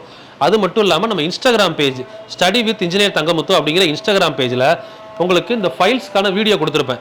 ப்ரீவியஸ் இயர் கொஸ்டின் வேணுமா, தங்கமுத்துன்னு கமெண்ட் பண்ணால் ப்ரீவியஸ் இயர் கொஸ்டின் வரும். அதில் போய் கமெண்ட் பண்ணுங்கள். ப்ரீவியஸ் இயர் கொஸ்டின் டேரெக்டாக இன்ஸ்டாகிராமில் உங்கள் இன்பாக்ஸுக்கே வந்துடும். அதை நீங்கள் டவுன்லோட் பண்ணி யூஸ் பண்ணிக்கலாம். டேரெக்டாக அந்த ஃபைல் உங்களுக்கு டேரெக்டாக டிரைவில் இருந்து டவுன்லோட் ஆயிரும். எல்லா ஃபைலுமே அந்த மாதிரி கொடுத்துட்டு வரோம். எல்லாத்தையும் எடுத்து யூஸ் பண்ணிக்கோங்க. 150 ஹவர்ஸ் மேக்ஸ் பேட்ச் இது வரைக்கும் பார்க்காம இருந்தீங்கன்னா தயவு செஞ்சு பார்த்து கம்ப்ளீட் பண்ணிடுங்க. அதில் 86 வீடியோவில் ஆல்மோஸ்ட் ஆப்டிடியூட் எல்லாம் முடிஞ்சிருச்சு. திரும்ப நான் உங்களுக்கு மார்ச், ஏப்ரல், மே ஒரு ஆகஸ்ட் மாதத்தில் உங்களுக்கு 100 ஹவர்ஸ் 2.0 2.1 சொல்லி ஒரு புது பேட்ச் ஆரம்பிக்க போகிறேன். காலைல 4 மணி ஃப்ரீ கிளாஸ் தான். 4 மணிக்கு எந்திரிச்சு அட்டன் பண்ணலாம். அந்த கிளாஸை முதல்ல இப்போயே சொல்லிடுறேன், இப்போயே தயாராகிக்கோங்க. ஆகஸ்ட் மந்தில் ஸ்டார்ட் பண்ணுறோம். காலையில் 4 மணிக்கு ஆரம்பிப்பேன், 5:30க்கு ஷார்ப்பாக முடிச்சிருவோம். 4 to 5:30 காலையில் 1.5 மணி நேரம் கிளாஸு, 100 நாள் 1.5 மணி நேரம் 100 நாளில் இந்த வருஷம் வரக்கூடிய குரூப் 2 குரூப் 4க்கான மேக்ஸ் ஃபுல்லாக கம்ப்ளீட் பண்ண போகிறேன். அந்த 100 நாள் உங்களுக்கு யூஸ்ஃபுல்லாக இருக்கணும்னா நம்ம 150 ஹவர்ஸில் இருக்க 86 வீடியோ பார்த்தீங்கன்னா அது நீங்கள் என் கூட சேர்ந்து வேகமாக சால்வ் பண்ணிடலாம். அதில் எல்லாமே ப்ரீவியஸ் இயர் கொஸ்டின் ஸ்கூல் புக்கை மட்டும்தான் அப்படியே டச் பண்ணிட்டு போக போகிறோம். முடிஞ்சா ஆர்எஸ் அகர்வால் அவ்வளோதான் பிளான் பண்ணியிருக்கேன். 100 நாள் கரெக்டாக. அந்த 100 நாள் நம்ம ஆகஸ்ட் ஆரம்பிக்க போகிறோம். August, September, October, maximum November 4வது மாதம் உங்களுக்கு எக்ஸ்ட்ரா தான் இருக்கும். டிசம்பரில் குரூப் 4க்கு யூஸ்ஃபுல்லாக இருக்கும். அது மாதிரி நவம்பர்லையும் குரூப் 2க்கு யூஸ்ஃபுல்லாக இருக்கும். குரூப் 1க்கு நம்ம இங்கே பார்த்ததே போதும். அதுக்கு ஒரு ரிவிஷன் கிளாஸ் தனியாக கொடுத்துருவேன். சரிங்களா? நான் கொடுக்குறத மட்டும் கரெக்டாக படிங்க. ஏதாவது டவுட் இருந்தால் கீழே கமெண்ட் பண்ணுங்கள். அது மாதிரி வீடியோஸ் வந்து ஒரு 10K, ஏன்னா வீடியோ கொடுக்க வேண்டியது என்னோட கடமை. அதை 10K வரைக்கும் கொண்டு போக வேண்டியது உங்களோட கடமை. 10K ரீச் ஆயிடுச்சுன்னா அடுத்த வீடியோ கண்டிப்பாக வந்துடும். இது 10K வந்தவொடனே அடுத்த வீடியோ உங்களுக்கு போஸ்ட் பண்ணிடுவேன். ஸோ அதுக்கடுத்து எக்கனாமிக்ஸ் வீடியோ ஒன்று வரும், பாலிட்டி வீடியோ மாறி மாறி வந்துகிட்டே இருக்கும். 2 கம்ப்ளீட் பண்ணிட்டு யூனிட் 6க்குள்ளே போகலாம். இது போக ஒரு சில ஷார்ட்ஸ்லையுமே உங்களுக்கு தேவையான விஷயங்கள் நிறையா கொடுத்துட்டு வரோம். அதையும் கொஞ்சம் ரெகுலராக ஃபாலோ பண்ணுங்கள். எக்ஸாம் ப்ரிப்பேர் பண்ணிக்கிட்டு இருக்க உங்கள் ஃப்ரெண்ட்ஸுக்கும் ஷேர் பண்ணுங்கள். நான் கொடுக்குற விஷயம் உங்களுக்கு யூஸ்ஃபுல்லாக இருக்குதா மறக்காமல் கீழே கமெண்ட் பண்ணுங்கள். 2 hours 3 hours வீடியோலாம் பார்க்குறீங்க, ரொம்ப சந்தோஷம். ஆனால் கொஞ்சம் கமெண்ட் பண்ணிங்கன்னா எனக்கும் அடுத்த லெவல் வீடியோ கொடுக்க கொஞ்சம் யூஸ்ஃபுல்லாக இருக்கும். ஏன்னா எங்களுக்குமே ஒரு பூஸ்டப் அப்படின்னு பார்த்தீங்கன்னா உங்களோட ஃபீட்பேக்கு கமெண்ட்ஸ் தான். நீங்கள் எந்த அளவுக்கு ஃபீட்பேக் சொல்கிறீங்க, நீங்கள் உங்களோட வாட்ஸ்அப் ஸ்டேட்டஸோ இல்லை இன்ஸ்டாகிராம்லையோ ஸ்டோரி வச்சு அது மூலமாக நீங்கள் வெளியே கொண்டு போய் சேர்க்கும்போது தான் நிறையா ஸ்டூடெண்ட்ஸ் எங்களை ஃபாலோ பண்ணும்போது நமக்கும் அடுத்தடுத்து பண்ண இன்ட்ரெஸ்ட் வரும். இப்போ நாங்கள் இன்ட்ரெஸ்ட்டாக பண்ணிக்கிட்டு தான் இருக்கோம், இல்லைன்னு சொல்லலை. பட் இருந்தாலும் நீங்கள் எங்களுக்கு திருப்பி செய்ய வேண்டிய விஷயம், இந்த ஃப்ரீ கிளாஸுக்கு உங்களால் வேறு என்ன செய்ய முடியும்னு தெரியல. அட்லீஸ்ட் உங்களால் முடிஞ்ச வரைக்கும் ஸ்டேட்டஸோ ஸ்டோரியோ வச்சு உங்களுக்கு தெரிஞ்ச ஃப்ரெண்ட்ஸ் சர்க்கிளுக்கு ஷேர் பண்ணுங்கள். ஸோ அடுத்தடுத்து எல்லா பாட்டுமே ரெகுலராக கொடுத்துட்டு வரேன். கண்டினியூஸாக ஃபாலோ பண்ணுங்கள், கன்சிஸ்டண்ட்டாக படிங்க. கண்டிப்பாக ஒரு நாள் வெற்றியை சந்திப்போம். வெற்றி அடையும் வரை தொடர்ந்து போராடணும். பாதியில் நீங்கள் விட்ட யாருக்கும் வெற்றி கிடைக்காது. திரும்பவும் சொல்கிறேன், எப்போ எக்ஸாம் வரும், கால் ஃபார் வரும், அதை பற்றி நினச்சி டைம் வேஸ்ட் பண்ணாதீங்க. அது வர வேண்டிய டைமில் கரெக்டாக வரும். அதுக்குள்ளே நீங்கள் முடிக்க வேண்டியதை முடிச்சு வச்சுருந்தீங்கன்னா கிடைக்க வேண்டியது கண்டிப்பாக கிடைக்கும். ஸோ கன்சிஸ்டண்ட்டாக படிப்போம். இந்த டைம் எல்லாருமே அரசு அதிகாரி ஆகிறதுக்கு வாழ்த்துக்கள். கான்ஃபிடென்ட்டாக இருங்க. All the very best. Thank you.